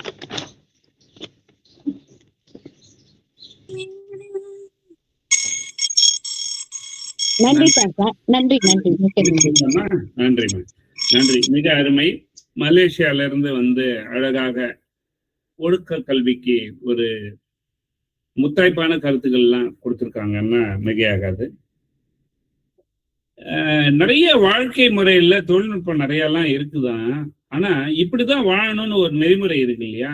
அந்த நெறிமுறை எந்த கல்வி கற்றுக் கொடுக்கும்? தொழில்நுட்பம் கற்றுக் கொடுக்குமா அப்படி கேட்கிறாங்க. என்ன பண்ண போறாங்கன்னு தெரியல எதிரடிக்க இருக்கிறவங்க. இப்ப ஒழுக்கம் இல்லாம எந்த தொழில்நுட்பம் வளர்ந்து போயிடும். இன்னைக்கு கவரிமான் கூட ஒரு முடிவு உதிர்ந்துருச்சுன்னா உயிர் நீத்துரும் அப்படின்னு சொல்றாங்க. ஆனா எத்தனை குற்றங்கள் நடக்குது, எவ்வளவு மாணவர்கள் நடப்புற, எத்தனை விதமான குற்றங்கள் அவங்க பட்டியலிட்டாங்க. நான் திருப்பி அதை ரிப்பீட் பண்ண விரும்பல. எத்தனை குற்றங்கள் இன்னைக்கு எது எடுத்தாலும் ஒரு தொலைக்காட்சி எடுத்தோம்னா நிறைய குற்றங்கள். இந்த குற்றங்கள்லாம் எதை தாண்டி வருது? எத்தனை விஷயங்கள் இருக்கு, தொழில்நுட்பம் இருக்கு, அதையே தவறா ஒழுக்கம் இல்லாம பயன்படுத்தி எத்தனை பிரச்சனைகளை இந்த நாடு ஃபேஸ் பண்ணுது. எவ்வளவு பெண்கள் பாதிக்கப்படுகிறார்கள், எவ்வளவு குடும்பஸ்தர்கள் பாதிக்கப்படுகிறார்கள், எத்தனை தற்கொலைகள் நடக்கின்றன. இது எல்லாத்துக்கும் ஒழுக்க கல்வி வேண்டாமா? அதுதானே முக்கியம். தொழில்நுட்பத்தை மட்டும் வச்சுட்டு என்னங்க பண்ண போறீங்க அப்படின்னு கேட்கிறாங்க. இதுக்கு என்ன பதில் சொல்ல போறாரு தெரியல. நம்மளுடைய தொழில்நுட்ப கல்வி ரொம்ப ரொம்ப முக்கியம் அப்படின்னு சொல்ற அந்த அணியோட நிறைவு பேச்சாளர் நம்மளுடைய தேடி தேடி கற்றலுக்கு வயதில்லை என்று எப்பொழுதுமே தன்னுடைய கற்றல் பணியை தொடர்ந்து கொண்டிருக்கும் மில்டன் ராஜர் சேர்த்தார். தொழில்நுட்ப கல்வி முக்கியம் என்ற அணியின் நிறைவு பேச்சாளர்.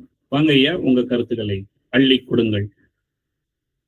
நடுவில் உள்ளிட்ட அனைவருக்கும் என்னுடைய வணக்கத்தை தெரிவித்துக் கொள்கிறேன். ஒருங்கிணைப்பாளர் நித்யாதேவி அவர்களோடு கூட சேர்ந்து சியாமலாபுரம் எல்லோருக்கும் 8-2 அறிவித்து என்னை பட்டிமன்றத்தில் ஏற்றிய அருப்பெருஞ்சோதியை வணங்கி இந்த நேரத்தில் நடுவர் உள்ளிட்ட அனைவருக்கும் நித்யாதேவி அவர்களுக்கும் அதே போல எதிரில் இருக்கின்ற சகோதரிகளுக்கும் என்னுடைய நன்றியை தெரிவித்துக் கொள்கிறேன், வணக்கத்தை தெரிவித்துக் கொள்கிறேன். அதாவது இப்போ எங்க அணித்தலைவர் எங்களுடைய கேப்டன் சொன்னாரு, சங்கே முழங்கு பாடலோட ஆரம்பிச்சாரு. சங்கே முழங்கு இன்றைக்கு நிலைமை எப்படின்னா, சங்கே முழங்கு எங்கள் வாழும் எங்கள் தமிழும் சங்கே முழங்கு. அது எங்கள் வாழ்வும் எங்கள் ஏயையும் சேர்ந்து சங்கே முழங்கு என்ற அளவில் இன்றைக்கு மாறி இருக்கிறது என்பதைத்தான் நாம் கூற வேண்டியிருக்கிறது. ஒன்று. அதே போல இந்த சின்ன குழந்தைகளுக்கு இது கூட நம்ம வந்து இப்போ மாதாபிதா குரு தெய்வம்னு சொல்லி அன்னைக்கு கற்றுக் கொடுப்போம். இப்போ மாறி இருக்கின்றது அனைவரும் அறிவோம். மாதாபிதா கூகுள் தெய்வம்னு சொல்றாங்க. அதுவும் கொஞ்சம் மாற்றி மாதாபிதா ஏஐ தெய்வம் என்று சொல்வதில் மாறிக்கொண்டிருக்கிறது. என்னுடைய அருமைக்கு சகோதரி தங்கம் அம்மா வந்து ரொம்ப அழகாக சொன்னார்கள். அவர்கள் சொன்ன குரல் வந்து 131 ஐயா நடுவர் ஐயா.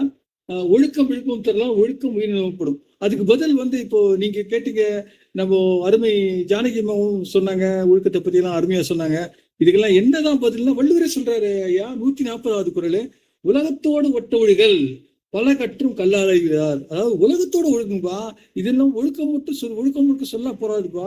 உலகம் இன்னைக்கு பாதையில போயிடுச்சு. அதனால வந்து நீ வந்து அதை புரிஞ்சுக்க அப்படின்னு சொல்றாரு.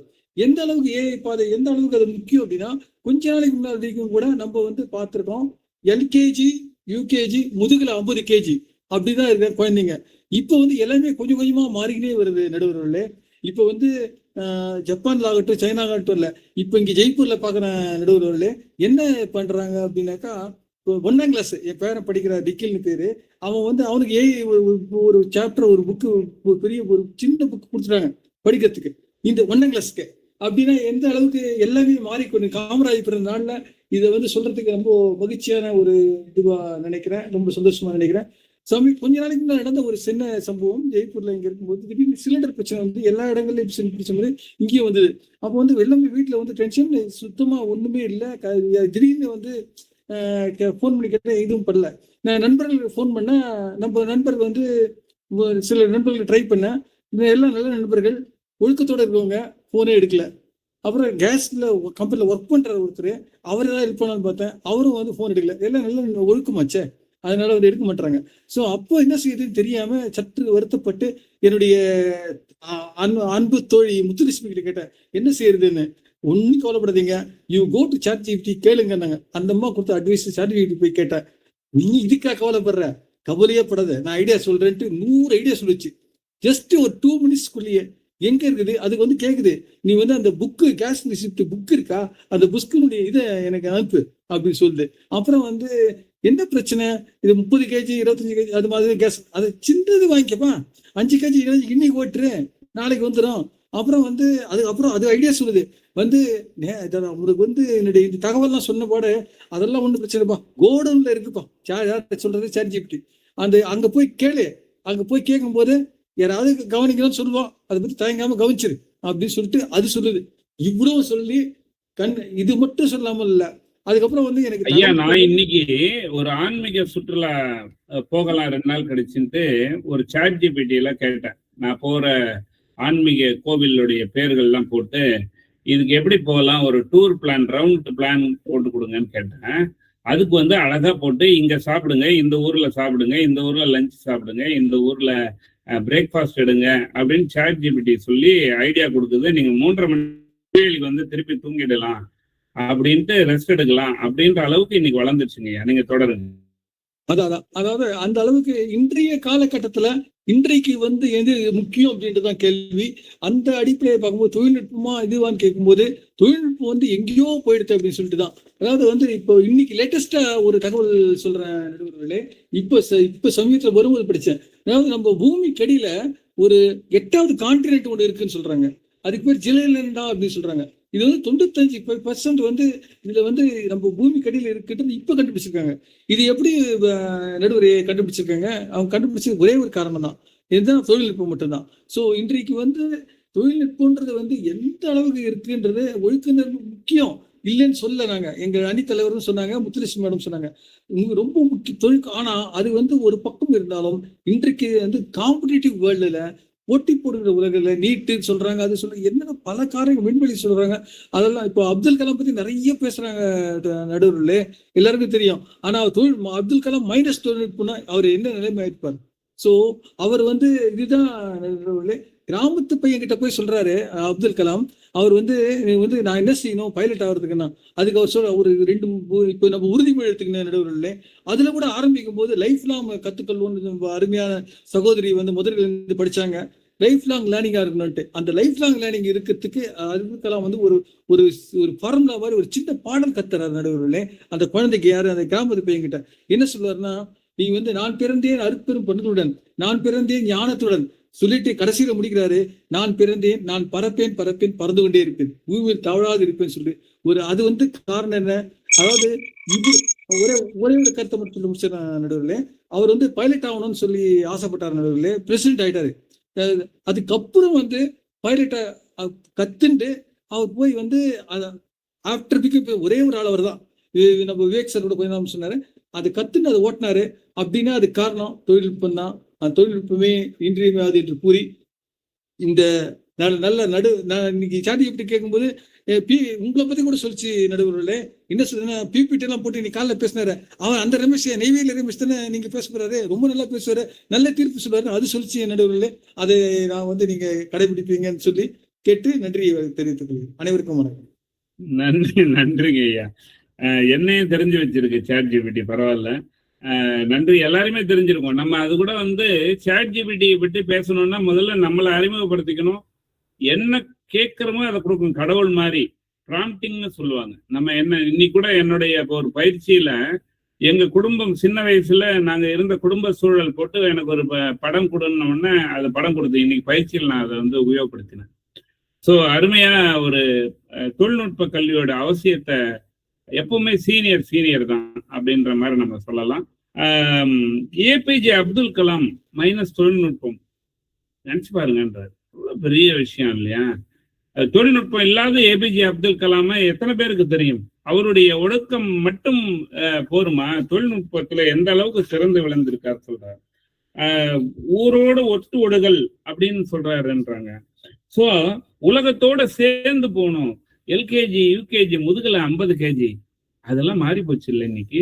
இன்னைக்கு கையில டேபோட குழந்தைகள் சுத்துது இல்லையா? காலேஜில் ஸ்மார்ட் கிளாஸ் இல்லையா? பெரிய பெரிய புத்தகங்கள். அந்த காலத்துல மஞ்சப்பை, இந்த பிற்காலத்துல முதுகுல பை, இப்ப எதுவுமே கிடையாது. ஸோ அந்த மாதிரி அழகாக தொழில்நுட்பத்தோட விஷயம் எல்லாம் சொல்றாங்க. இன்னைக்கு ஒரு கேஸ் சிலிண்டர் அதுக்கான விஷயத்த நமக்கு என்ன சொல்யூஷன்? எங்க வீட்டுல வந்து ஒரு நாள் நான் காலம்பரை ஷிஃப்ட்டுக்கு போகணும், 6 o'clock ஷிஃப்ட்டுக்கு கிளம்பி ஆகணும். 5:45 வீடு வாசல் கதவு திறக்க முடியல, லாக் ஆயிடுச்சு. என்ன பண்றதுன்னு தெரியல. ஷிஃப்ட்ல போய் பஞ்ச் அடிக்கணும்.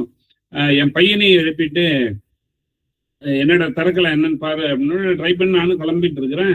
அவன் திடீர்னு பார்த்தா ஆளை காணும். என்னன்னு பார்த்தா மடியில் லேப்டாப் வச்சுட்டு how to open the jammed padlock அப்படின்னு டைப் பண்ணி கூகுள்கிட்ட கேட்டுட்டு இருக்கான். அப்ப சாட் ஜிபிடி எல்லாம் மிக பிரபலமா இல்லாத நேரம். அப்ப தொழில்நுட்பம் வந்து இன்னைக்கு வந்து போச்சு எல்லா இடத்துலையும். இன்னைக்கு கடல் கரையில இருக்கிறது, உலகத்துல இருக்கிற எல்லா அண்ட சராசரங்களை ஆராயணும்னா தொழில்நுட்பம் அவசியம் அப்படின்னு அழகாக பேசி முடித்து சென்றிருக்கிறார். இதை சொல்லி அவர் பேசினதை சொல்றதுக்கே மூச்சு அடைக்குது. அந்த அளவுக்கு பேசியிருக்கிறாரு. வயதை பொருட்படுத்தாமல் அந்த அளவு அழகாக பேசியிருக்கிறார். இதெல்லாம் என்ன பெரிய விஷயமா? நான் வைக்கிறேன் வாங்க அப்படின்னு எந்த அளவுக்கு ஒழுக்க கல்வி முக்கியம் அப்படின்னு சொல்லுவதற்கு கண்டிப்பாக அந்த ஒழுக்கத்தை அவர்கள் எந்தெந்தெல்லாம் தளத்துக்கெல்லாம் போறாங்களோ அதையெல்லாம் கடைபிடிக்கிற ஒரு அருமையான என்னுடைய நண்பர் திருமதி சிவசங்கரி அவர்களை ஒழுக்க கல்வியே என்னும் அணியின் நிறைவு பேச்சாளராக அழைக்கிறேன். வாருங்கள் மேடம், உங்கள். நன்றி சார். தேங்க்யூ. வாருங்கள். நன்றி சார். மதிப்பிற்குரிய நடுவர் அவர்களே, என் அன்பிற்குரிய சக பேச்சாளர்களே, ஒருங்கிணைப்பாளர் நித்யா அவர்களே, இந்த கூகுள் மீட்டில் கூடியிருக்கும் அனைவருக்கும் எனது அன்பான வணக்கங்களையும் நன்றிகளையும் முதலில் தெரிவித்துக் கொள்கிறேன். இப்ப நம்ம விவாதிக்கிற தலைப்பு என்னன்னு பாத்தீங்கன்னா, அது ஒரு சாதாரண தலைப்பு இல்ல. ஒவ்வொரு குடும்பத்தையும், ஒவ்வொரு பள்ளியையும், ஒவ்வொரு சமூகத்தையும், ஒவ்வொரு நாட்டின் எதிர்காலத்தையும் தீர்மானிக்கிற தலைப்பு தான் இந்த தலைப்பை பார்ப்போமா? இன்றைய கல்வி முறைக்கு மிகவும் அவசியமானது ஒழுக்க கல்வியே. சோ இப்ப நம்ம ஆப்போசிட் டீம் பேசினாங்க, அவங்களுக்கு நான் முதல்ல பதில் கொடுத்துட்டு அப்புறம் என்னோட பாயிண்ட்ஸுக்கு போறேன். நம்ம ரமேஷ் நடுவர் அவரே சொன்னாரு ஒழுக்கம் பத்தி சொல்லும் போது, இப்ப நானே ஜும்பா கிளாஸ்ல இருந்த 9 to 10 எனக்கு 8:50 ஜாயின் பண்ணுன்னு சொன்னதுனால அங்க நான் பர்மிஷன் போட்டுட்டு இங்க வந்து ஜாயின் பண்ணிருக்கேன். சோ ஒழுக்கம்னு ஒண்ணு இருக்கிறதுனாலதான் நம்ம ஜாயின் பண்ணிருக்கிறோம், கரெக்டா ஃபாலோ பண்றோம், வியூவர்ஸ் வந்திருக்காங்க, செஷன் நல்லா போயிட்டு இருக்கு. சோ ஒழுக்கம்ங்கிறது இதுலயே நமக்கு இம்பார்ட்டன்ட் இப்படிங்கிறது தெரிஞ்சிருச்சு. சோ விவேகானந்தன் சார் சொன்னாரு, ஒரு பெட்டி கடையில கூட ஏஐ யூஸ் பண்றோம், போன்பே யூஸ் பண்ணிட்டு போறேன்னு. பட் அதுலயுமே என்ன பண்றாங்க, நிறைய ஸ்கேம் வந்துருச்சு. ஸ்கேனர் கோட் எல்லாம் மாத்தி மாத்தி வச்சு ஸ்கேம் பண்றோம். சோ மேம் வந்து முத்துலட்சுமி மேம் அதுக்கும் பதில் சொன்னாங்க, சைபர் கிரைம் வந்துருச்சுன்னு. ஆனா சைபர் கிரைமுக்கு முன்னாடியே அந்த ஸ்கேம் பண்ணக்கூடாதுங்கிற ஒழுக்கம் இருந்துச்சுன்னா நமக்கு அந்த சைபர் கிரைம் அந்த அளவுக்கு போக அவசியமே இல்லை. சோ அதுக்கு முதல்ல ஒழுக்கம் தேவைப்படுது. அதே மாதிரி யூடியூப்ல சொன்னாங்க 100 புத்தகங்கள், ஒரே பாடத்துக்கு 100 வீடியோ இருக்குன்னு சொல்றாங்க. அந்த 100 வீடியோ, அந்த ஒரு பாடத்தை நம்ம கவனிக்கிறதுக்கு நம்ம போனோம்னா அந்த வீடியோ முதல்ல பார்க்கணும். அந்த பாடத்தோட வீடியோ விட்டுட்டு எத்தனையோ வீடியோ வந்து சஜஷன் பண்ணுது. சோ ஒழுக்க கல்விதான் நமக்கு வந்து அந்த வீடியோ பாருங்கிறத நமக்கு சொல்லுது. சோ அதே மாதிரி முத்துலட்சுமி மேம் சொன்னாங்க, எம்சிஏ படிச்சுட்டு வந்திருக்காங்க டெக்னாலஜின்னு சொல்றாங்க. எம்சிஏ படிக்கும் போது ஒரு பேப்பர்ல அரியர் வச்சிருந்தேன்னா நான் இப்ப அந்த கம்ப்ளீட் பண்ணி லெக்சரரா 2 இயர்ஸ் ஒர்க் பண்ணிட்டு இப்ப இங்க வந்து உட்கார்ந்து இருக்க முடியாது. சோ அங்க ஒழுக்கமா அந்த காலேஜுக்கு போய் அதை நம்ம ஆசிரியர்கள் சொல்றதை கேட்டு படிக்கும் போதுதான் நம்ம அந்த படிப்புங்கிறது நிறைவடையுது. சோ அங்க வந்து ஒழுக்கம்ங்கிறது தேவைப்படுது. அதே மாதிரி அமேசான்ல புக்கு வாங்கலாம், டச் பண்ணனே புக்கு வரும்னு சொல்றாங்க. அதே மாதிரிதான் சேம் எத்தனையோ ப்ராடக்ட்ஸ் காமிக்குது, நமக்கு புக்கு மட்டுமா காமிக்குது, தேவையில்லாத எல்லாம் ஆசையை தூண்டி நமக்கு தொழில்நுட்பம் வந்து நம்மளுக்கு மோகத்தை தான் தூண்டி வைக்குதுன்னு தான் சொல்லணும். அதே மாதிரி ஏஐ பத்தி சொன்னாங்க, ஒரு ஹேர் ஸ்டைல் வேணும்னா நீங்க போய் ஹேர் ஸ்டைல் எல்லாம் ஒன்ன தொட்டுட்டோம்னா 10 வாங்குற மாதிரி ஆயிடுதுமா. ஆமா சார், கண்டிப்பா பாருங்க நடுவரே நமக்கு சப்போர்ட் பண்றாரு. அப்புறம் பாத்தீங்கன்னா ஏஐ பாத்தீங்கன்னா டெக்னாலஜில ஹேர் ஸ்டைல் வந்து மாத்தி தருதுங்கிறாங்க. இப்பயே நிறைய ஒரு ஏன்னா என்னோட ஒய்ஃபை கொஞ்சம் ஹைட்டா காமின்னு சொன்னா ரொம்ப ஹைட்டா காமிக்குது, கொஞ்சம் குட்டையா காமின்னு சொன்னா ரொம்ப குட்டையா காமிக்குது. சோ அந்த மாதிரி கடைசி வேண்டவே வேண்டாம், என்னோட நார்மல் போட்டோவே காமின்னு சொல்ற நிலைமையில தான் இப்போதைக்கு டெக்னாலஜிஸ் இருக்கு. சோ மில்டன் ஐயா சொல்றதும், மில்டன் ஐயாக்கு வந்து நல்லா ஒழுக்கமான ஃப்ரெண்ட்ஸ் கிடைக்கலையாட்டிருக்குது. அது அவருக்கு கிடைச்ச ஃப்ரெண்ட்ஸ் எல்லாம் வந்து கேஸ்க்கு ஹெல்ப் பண்ணாம போயிட்டாரு. சோ நெக்ஸ்ட் டைம் சார் வந்து நம்மளே அப்ரோச் பண்ணிட்டு முத்துலட்சுமி மாதிரியே அப்படிதான் சொல்லணும். அப்புறம் டெக்னாலஜி என்னதான் வந்துச்சுனாலும் மேப்ல பாத்தீங்கன்னா நம்ம போய் செய்யற டெஸ்டினேஷன் வந்து இன்னும் கரெக்டா காமிக்க மாட்டேங்குது, எங்கேயோ போய் காட்டுலயும் முள்ளு காட்டுலயும் தான் காமிக்குது. சோ அந்த மாதிரிதான் டெக்னாலஜில இருக்கு. சோ அதனால நம்ம பாத்தீங்கன்னா இன்றைய கல்வி முறைக்கு நமக்கு ஒழுக்கம்தான் அவசியம் அப்படிங்கறத நம்ம தெரிஞ்சுக்கணும். இப்ப பாத்தீங்கன்னா பழமொழி இருக்கு, கல்வி கரையில கற்பவர் நாள் சிலன்னு சொல்றாங்க. ஒரு கல்வி வந்து நல்ல மனிதனாக மாற்றவில்லை அப்படின்னா அந்த கல்வியோட பயன் என்ன? நிறைய உயர்ந்த தொழில்நுட்ப காலத்துல தான் நம்ம இப்ப வாழ்ந்துட்டு இருக்கோம். செயற்கை நுண்ணறிவு, இணையம், விண்வெளி ஆராய்ச்சி, மருத்துவ வளர்ச்சி என பல துறையில மனிதன் வந்து வளர்ந்துட்டு வந்துட்டா. ஆனா இப்ப பாத்தீங்கன்னா மனித நேயம் இருக்கா, நேர்மை இருக்கா, பொறுப்பு இருக்கா, மரியாதை இருக்கா? சோ எல்லா ஒழுக்க குணங்களுமே குறைஞ்சிட்டு தான் வருது. மாணவர்கள் பாத்தீங்கன்னா மதிப்பெண் நிறைய எடுக்கிறாங்க, ஆனா ஆசிரியருக்கு மரியாதை கொடுக்கறாங்களா, பெற்றோர்களை மதிக்கிறாங்களா, சமூக பொறுப்பை உணர்கிறார்களா? அதையெல்லாம் நம்ம கொஞ்சம் யோசிக்கணும் நடுவர் அவர்களே. அடுத்தது பாத்தீங்கன்னா பெரும்பாலும் கல்வியில வந்து மதிப்பெண்ணை நோக்கி தான் போகுது. 100 மதிப்பெண் எடுத்தா எல்லாரும் பாராட்டுறாங்க, ஆனா அந்த 100 மதிப்பெண் எடுத்த மாணவன் வந்து நல்ல குணமுடையவரா, நேர்மையுடையவரா, பிறருக்கு உதவும் மனப்பான்மை உள்ளவரா அப்படின்னு யாருமே பாக்குறது இல்ல. சோ படித்தவங்க தான் நிறைய ஊழல் செய்யறாங்க, படித்தவர்களே லஞ்சம் வாங்குறாங்க, படித்தவர்களே மோசடி செய்யறாங்க. இதுக்கெல்லாம் காரணம் என்ன? கல்வி இல்லாதது இல்ல, ஒழுக்க கல்வி இல்லாததுதான் இதுக்கெல்லாம் காரணம். நடுவர் ஃபர்ஸ்டே சொன்னாரு, மருத்துவர் வந்து மருத்துவ அறிவியல்ல சிறந்தவரா இருக்கலாம், ஆனா மனித நேயம் அங்க இல்லைன்னா என்ன ஆகுதுன்னா ஒரு மருத்துவர் நோயாளிய வந்து ஒரு பொருளா தான் பாப்பாரு. அதே மாதிரி ஒரு பொறியாளர் பாத்தீங்கன்னா திறமையானவரா இருக்கலாம், ஆனா அவர்கிட்ட நேர்மை இல்லைன்னா தரமற்ற கட்டிடங்கள் தான் கட்டுவாரு. அதே மாதிரி ஒரு நீதிபதி சட்டம் தெரிந்தவரா இருக்கலாம், ஆனா ஒழுக்கம் இல்லைன்னா அங்க நீதியே பாதிக்கப்படும். சோ அதனால தொழில் அறிவுக்கு முன்பு ஒழுக்க அறிவு தான் முக்கியமா தேவைப்படுது. சோ எத்தனை மதிப்பெண் வாங்கணும்னு அவசியம் இல்ல, எத்தனை பேருக்கு உதவி செஞ்சோம், இன்னும் யாரையுமே வருத்தப்படுத்தவில்லையா, உண்மையா பேசினோமா அப்படிங்கறதா இருக்கணும். நேரம் தவறாம வருதல், பொய் சொல்லாதிருத்தல், பெரியவர்களை மதித்தல், சுற்றுச்சூழலை பாதுகாக்கணும், பெண்களை பாதுகாக்கணும், பொது சொத்துக்களை பாதுகாக்கணும். சோ இதெல்லாம் வந்து மாணவர்களுக்கு நம்ம ஒழுக்க கல்வியில சொல்லி தரணும். எது கெட்டது எது நல்லது அப்படிங்கறத முடிவெடுக்கிறது ஒழுக்க கல்விதான். எல்லாமே இருக்கும், நல்ல தகவல்களும் இருக்கும், கெட்ட தகவல்களும் இருக்கும். ஒழுக்க கல்விதான் எது நல்லது கெட்டதுங்கிறது தேர்ந்தெடுக்குது. மகாத்மா காந்தி என்ன சொல்றாருன்னா, character is more important than intelligence சொல்றாரு. அறிவை விட குண நலனே உயர்ந்ததுன்னு சொல்றாங்க. அதே மாதிரி அப்துல் கலாம் ஐயா என்ன சொல்றாருன்னா, கனவு காணுங்கள், அந்த கனவை அடைய உழையுங்கிறாரு. சோ நேர்மையான வழியில அந்த கனவை அடையிறதுக்காக நம்ம உழைக்கணும் அப்படின்னு சொல்றாரு. கடைசியா சொல்லி என்னோட உரையை முடிச்சுக்கிறேன். அம்மா பெல் அடிச்சுட்டாங்க, இன்னும் நிறைய பாயிண்ட்ஸ் எடுத்துட்டு வந்தேன். சோ ஔவையார் என்ன சொல்றாங்கன்னா, அறம் செய்ய விரும்பு, அறத்தோட வாழ்ற வாழ்க்கை தான் உண்மையான வாழ்க்கை. ஒரு நாடு வளமா இருக்குன்னா சாலைகள் மட்டும் போதாது, தொழில்நுட்பம் மட்டும் போதாது, பொருளாதார வளர்ச்சி மட்டும் போதாது, ஒழுக்கம் நிறைந்த குடிமக்கள் வேண்டும். சோ அப்படிப்பட்ட குடிமக்களை உருவாக்குவதுதான் நம்ம பள்ளிகள்ல ஒழுக்க கல்வி தான் குடிமக்களை உருவாக்குது. மதிப்பெண்களை மட்டுமல்ல, மனிதர்களையும் உருவாக்கும் கல்வியே உண்மையான கல்வி.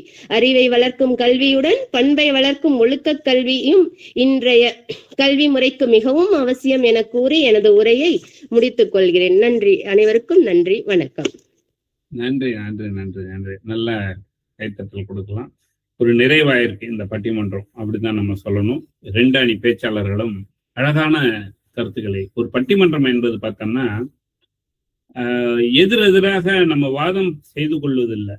இந்த வாதத்துல நம்ம பார்க்கிற மக்களுக்கு என்ன கருத்தை வலியுறுத்துறோம் அப்படிங்கிறது ரொம்ப ரொம்ப முக்கியமான ஒரு விஷயம். 2மே முக்கியமான விஷயம்தான். அறம் செய்ய விரும்பு, எனக்கு ரொம்ப பிடிக்கும். அறம் செய்யன்னு சொல்ல அவை பாட்டி, அறம் செய்ய விரும்பு. முதல்ல ஆசைப்படப்பா, செய்யணும்னு விரும்பு, செய்யனே சொல்ல அவங்க. முதல்ல ஆசைப்படு, ஆசைப்பட்டா தானே நடக்கும் அது. ஸோ அறம் அப்படின்னோடனே நம்ம எல்லாம் அந்த காலத்துல தர்மம், யாருக்காக ஏதாவது கொடுக்கணும்னு நினைச்சுப்பாங்க. அறம் கிடையாது. ஒரு 2 வீலரை கொண்டு போய் ஒரு பார்க்கிங்ல நிறுத்துறோம், அடுத்தவங்களுக்கு இடைஞ்சல் இல்லாம நிறுத்துறது கூட ஒரு அறம் தான். ஒரு கல்யாண மண்டபத்துல போயிட்டு பார்க்கிங்க்கு விட்டுட்டு அந்த காரு அதை பிளாக் பண்ணி ஒருத்தர் நிறுத்திட்டாரு. அந்த காரை நான் 1 மணி நேரம் வெயிட் பண்ணி எடுத்துட்டு வரேன் என்னோட காரை. ஸோ மற்றவங்களுக்கு கஷ்டம் கொடுக்காம நம்ம நடவடிக்கைகள் அத்தனையுமே அறம் அப்படின்னு தான் சொல்றாங்க. எத்தனையோ மருத்துவர்கள் இருக்காங்க, நல்ல படிச்சவங்க இருக்கிறாங்க, நிறைய முன்னேற்றம் அடைந்தவங்க இருக்கிறாங்க. ஆனா அவங்கதான் லஞ்சம் வாங்குறாங்க, எவ்வளவு ஊழல் பண்றாங்க அப்படின்னு சொல்றாங்க. 100 மதிப்பெண்கள் வாங்குற மாணவர்கள் ஆசிரியர்களை மதிக்கிறாங்களா, பெற்றோர்களை மதிக்கிறாங்களா அப்படின்னு கேள்வி கேட்கிறாங்க. கூகுள் மேப்பு எங்கேயோ கொண்டு போய் விட்டுடுதுன்றாங்க. நிறைய பேர் விழுந்துட்டாங்க. கேரளாவில் பார்த்தீங்கன்னா ஒரு பெரிய பள்ளத்திலே விழுந்த மாதிரிலாம் கதைகள் உண்டு. ஆனா இப்ப எல்லாம் தொழில்நுட்பம் வளர்ந்து எல்லாருமே யாரையும் நிறுத்தி கேட்கறது இல்லை. இந்த ஊருக்கு எப்படி போகுமா அப்படிலாம் கேட்கறது இல்லை. எந்த இடம் போட்டாலும் நம்மளை அழைச்சி சென்றது. இருந்தாலும் கூகுள் மேப்பை திட்டாதீங்க. கூகுள் மேப்பிட்ட இருந்து ஒரு நல்ல குணம் நம்ம கத்துக்கலாம். நீங்க அது சொல்ற வழி போகலைன்னாலும் உங்களை மன்னிச்சு வேற வழி காமிக்கும், உங்களை திட்டாது. திருப்பி போயிட்டு திருப்பி ரீரூட் பண்ணி கொடுக்கும். நீங்க எவ்வளவு தூரம் தப்பு பண்ணாலும் சரி பரவாயில்ல, ஓ திருப்பி யூடர்ன் அடிச்சுட்டு வா அப்படி சொல்லுவோம். கூகுள் மேப்பிட்ட இருந்து கத்துக்க வேண்டிய நல்ல குணங்கள் இருக்கு, தொழில்நுட்பத்துல நல்ல விஷயங்களும் இருக்கு. நன்றி சிவசங்கரன். இப்ப நம்ம 2 பக்கமும் நிறைய பேசிட்டாங்க, நிறைய விஷயங்கள். ஒழுக்கம் எந்த அளவுக்கு முக்கியம் அப்படின்னு ஒரு அணியும், தொழில்நுட்பம் எந்த அளவுக்கு முக்கியம் அப்படிங்கிற அணியும் நிறைய பேச்சுகள், அருமையா நம்ம நிறைய கருத்துக்களை வாரி வாரி வழங்கி சென்றிருக்கிறார்கள். அப்படிதான் நம்ம இதுல சொல்ல வேண்டியது. இப்ப நம்ம பார்த்தோம்னா நிறைய பேருக்கு ஒரு பெரிய இந்தியன் இன்ஸ்டிடியூட் ஆஃப் டெக்னாலஜி அப்படின்னு மிக உயர்ந்த ஒரு தொழில் நிறுவனத்துல ஒரு கம்ப்யூட்டர் சயின்ஸு, இன்ஃபர்மேஷன் டெக்னாலஜி எல்லாம் படிச்சுட்டு வராங்க. அவங்க என்ன பண்றாங்கன்னா அந்த தொழில்நுட்பத்தை வச்சு நாட்டுக்கு நல்லது செய்யறதுக்கு எத்தனை விஷயங்கள் பண்றது, தொழில்நுட்பத்துக்கு உதவி செய்யறது. அதே அறிவை வச்சுக்கிட்டு எதிரணையாக மற்றவர்களுக்கு தீங்கு விளைவிக்கிற மாதிரி எத்தனையோ விஷயங்கள் பண்றது. அப்ப அந்த மாதிரி நேரத்துக்கு நமக்கு என்ன துணை வேணும்? தொழில்நுட்ப கல்வி ஒரு பக்கம், ஒழுக்க கல்வி அவசியமா வரும். எத்தனையோ மருத்துவர்கள், எவ்வளவு டெக்னாலஜி, இன்னைக்கு ரொபாட்டிக் சர்ஜரி எல்லாம் வந்து போச்சு. எத்தனையோ தொழில்நுட்பங்கள், என்ன இருக்கு, அக்கு வேற ஆணி வேற, மல்டிபிள் ஸ்லைஸ் ஸ்கேன்ஸ், உடம்புல இருக்கிற அத்தனை விஷயமே. எந்த இடத்துல உனக்கு ப்ராப்ளம், எந்த இடத்துல ரத்தக்கட்டு. ஒரு இரவு 3:30 மணிக்கு என்னுடைய நண்பரோட மனைவிக்கு ஒரு மூளையில அறுவை சிகிச்சை பண்ற அளவுக்கு இன்னைக்கு டெக்னாலஜி வளர்ந்து போச்சு. அவங்களை கொண்டு போய் அட்மிட் பண்ணி 1 மணி நேரத்துல மூளையை ஸ்கல் ஓபன் பண்ணி சர்ஜரி பண்ற அளவுக்கு இன்னைக்கு தொழில்நுட்பம் வளர்ந்து போயிருக்கு. இத்தனை விஷயம் இருக்கு. அதே பக்கம் மருத்துவர்கள் ஒரு சில இடத்துலலாம் போனா நமக்கு தேவையில்லாத பரிசோதனை எல்லாம் பண்ணி நம்மகிட்ட பணம் பறிக்கிற அந்த விஷயமும் நடக்கிறது. பல இடத்துல நம்ம கேள்விப்படுறோம். ஒரு செலவு அந்த அவங்க மருத்துவமனைக்கு பணம் தேவைப்படுறதுக்காக தேவையில்லாத பரிசோதனைகள் எல்லாம் பண்ணி பணம் பறிக்கிறது. அப்ப அந்த நேரத்துல என்ன வருது? தொழில்நுட்பம் எந்த அளவு வளர்ந்தாலும் ஒழுக்க கல்வி நமக்கு தேவைப்படுது.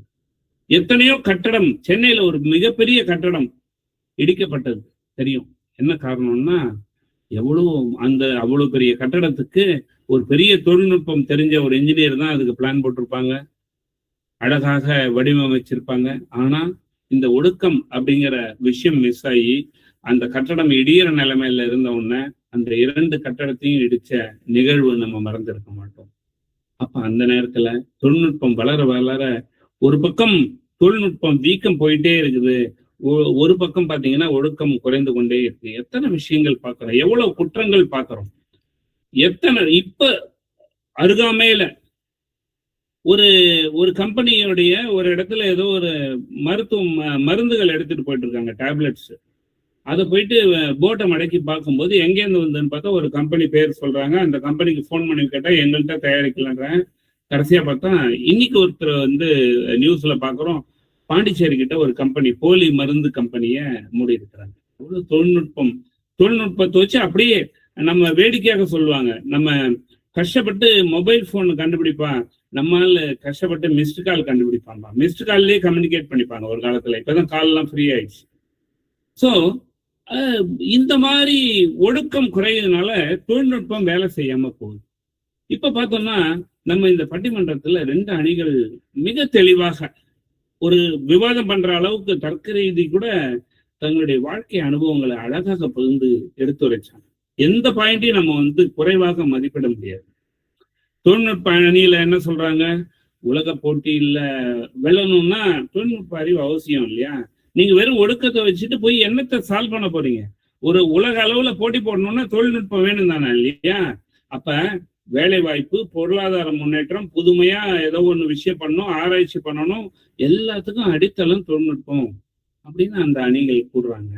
இன்னைக்கு ஏஐ போச்சு, ஏஐ இல்லாம எதுவுமே பண்ண முடியாது. நம்ம எதுக்கு எடுத்தாலும் இப்ப என்னன்னா, என்னுடைய மகன் வேலை பார்க்குற கம்பெனியில மாதத்துக்கு 12,000 ரூபாய் அவங்களுக்கு ஆர்டிபிஷியல் இன்டெலிஜென்ஸ் அந்த ChatGPT எல்லாம் யூஸ் பண்றதுக்காக ஸ்பெண்ட் பண்றாங்க. ஒரு எம்ப்ளாய்க்கும் 10,000 இருந்து 15,000 வரைக்கும் ஸ்பெண்ட் பண்றாங்க. முத்துலட்சுமி மேடம் இருக்கிற துறையில கூட போச்சு. நிறைய பேருக்கு வேலை வாய்ப்பு இழக்கிற மாதிரியே போச்சு இன்னைக்கு. அந்த அளவுக்கு ஆர்டிபிஷியல் இன்டெலிஜென்ஸ் வளர்ந்து கொண்டே இருக்கு. அப்ப இன்னைக்கு செயற்கை நுண்ணறிவு நம்ம தொடர்ந்து கத்துக்கிறதே வெற்றியோட ரகசியம் அப்படின்னு அந்த அணியில அழகாக 3 பேரும் எடுத்து வச்சாங்க. ஒழுக்க கல்வி அணி அவங்க மட்டும் சும்மா இருந்தாங்களா?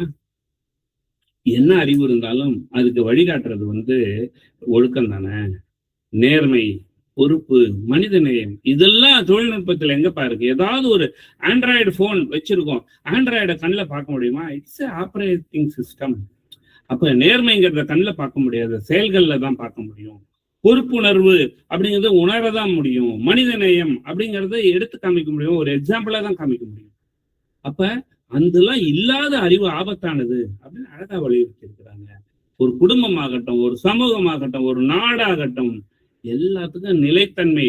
அது இன்னைக்குமே எவ்வளவு விஷயங்கள் வந்தாலும், எவ்வளவு கோவிட் வந்தாலும், நம்மளுடைய சேமிப்பு அப்படிங்கிற அந்த ஒழுக்கம் தான் இந்தியாவை இன்னி வரைக்கும் நிலைநாட்டி கொண்டிருக்கிறது. 1000 தொழில்நுட்பம் வந்தாலும், எத்தனை நாடுகள் எவ்வளவு கஷ்டத்துல போனாலும், இந்தியா மட்டும் அந்த ஒழுக்கம், அந்த சேமிப்பு, பணத்தை கையாளுதல், அந்த விஷயம் ஒழுக்கம் தான் இன்னைக்கு நிலைநிறுத்திருக்கு. திருக்குறள் சொன்னதை எல்லாருமே சொன்னாங்க, திருப்பி சொல்றதுல தப்பு கிடையாது. ஒழுக்கம் வெளுப்பம் தரலாம், ஒழுக்கம் உயிரினும் ஓம்பப்படும், ஒழுக்கம் ஒரு மனிதனை உயர்த்துகிறது. அதே நேரத்துல கற்க கசடர கற்பவை கற்ற பின் நிற்க அதற்கு தக, 2மே இருக்கு. ஒரு கல்வி முழுமை பெறணும்னா அதை வாழ்வுல நடைமுறைப்படுத்தும். நிற்க அதற்கு தக அப்படிங்கிற நிறைய கேட்கிறோம், நிறைய செய்யறோம், ஆனா அதை நடைமுறைப்படுத்துறோமா அப்படின்னு பார்த்தா ஒரு கேள்விக்குறிதான் மிஞ்சுது. இன்னைக்கு நம்ம இந்த பட்டிமன்றத்தோட நோக்கம் ஒன்று வெல்ல வேண்டும், மற்றொன்று தோக்க வேண்டும் அப்படின்றது கிடையாது. ஒரு பட்டிமன்றம்னாலே ஒன்று வெல்லணும், ஒன்று தோக்கணும்னு அவசியமும் கிடையாது. நமக்கு 2 குழந்தைகள் இருக்கு, எனக்கு 2 மகன்கள் இருக்கான், எந்த மகன் உயர்ந்தவன் அப்படின்னு என்னால அறுதியிட்டு சொல்ல முடியாது. தொழில்நுட்ப கல்வி மனிதனுக்கு திறமையை கொடுக்கிறது. ஒழுக்க கல்வி அந்த திறமையை சரியான பாதையில கொண்டு போறதுக்கு கத்துக் கொடுக்கிறது. இந்த நாலேஜ் அண்ட் விஸ்டம்க்கு, அதாவது ஞானம், அறிவு, 2த்துக்கும் என்ன வித்தியாசம் சொல்லுவாங்கன்னா, ஒரு துப்பாக்கி சுட தெரிந்து கொள்வது அறிவு, அதை எப்போது சுடலாம் எப்போது சுட வேண்டாம் என்று முடிவெடுப்பது ஞானம் அப்படி சொல்லுவாங்க. இந்த ஒழுக்க கல்வி இந்த ஞானத்தை கொடுக்கிறது.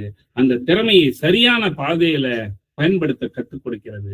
ஒரு பறவை பறக்க 2 ரெக்கைகள் தேவைப்படுகிறது. அதுபோல ஒரு மாணவன் உயர 2 கல்விகளும் தேவை. தொழில்நுட்பம் இல்லையெனில் வளர்ச்சி இல்லை, ஒழுக்கம் இல்லையெனில் அந்த வளர்ச்சிக்கு அர்த்தமே இல்லை. தொழில்நுட்ப கல்வி நமக்கு வாழ்வாதாரத்தை கொடுக்கிறது, ஒழுக்க கல்வி நமது வாழ்வின் அர்த்தத்தை அளிக்கிறது. ஒன்று வாழ்க்கையை உருவாக்குகிறது, மற்றொன்று மனிதனை உருவாக்குகிறது. சிறந்த சமூகம் உருவாக 2ம் இணைந்த கல்வியே இன்றைய காலத்தின் உண்மையான தேவை. அறிவும் ஒழுக்கமும் இணைந்தால் மட்டுமே ஒரு நல்ல மனிதனும், ஒரு நல்ல சமூகமும், ஒரு நல்ல நாடும் உருவாகும். எனவே இன்றைய கல்வி முறைக்கு தொழில்நுட்ப கல்வியும் ஒழுக்க கல்வியும் 2 கண்களை போன்றது. ஆனால் இந்த 2 கண்களுக்கும் திசை காட்டும் பார்வை ஒழுக்கமே. 2 கல்வியும் முக்கியமான விஷயம், அதில் மிகவும் உயர்ந்தது ஒழுக்கமே என்று கூறி தீர்ப்பை அளிக்கிறேன். அதனால் 2யும் இணைத்த கல்வி, 2யும் இணைத்த கல்வி. ஒரு தொழில்நுட்ப கல்வி இருந்தா அந்த கல்வியில ஒழுக்கமும் இணைந்து இருக்கணும், அதை எப்படி பயன்படுத்த வேண்டும் அந்த விஷயமும் இணைந்து இருக்கணும். 2ம் இணைந்த கல்வியே இன்றைய சமுதாயத்திற்கு மிகவும் அவசியமான கல்வி. ஒழுக்க கல்வி மட்டும் கிடையாது. தொழிற்கல்வி எடுத்தால் அதில் அதுக்கான ஒழுக்கங்கள் வேணும். எந்த விஷயம் எடுத்தாலும் டூஸ் அண்ட் டோன்ட்ஸ் வர மாதிரி.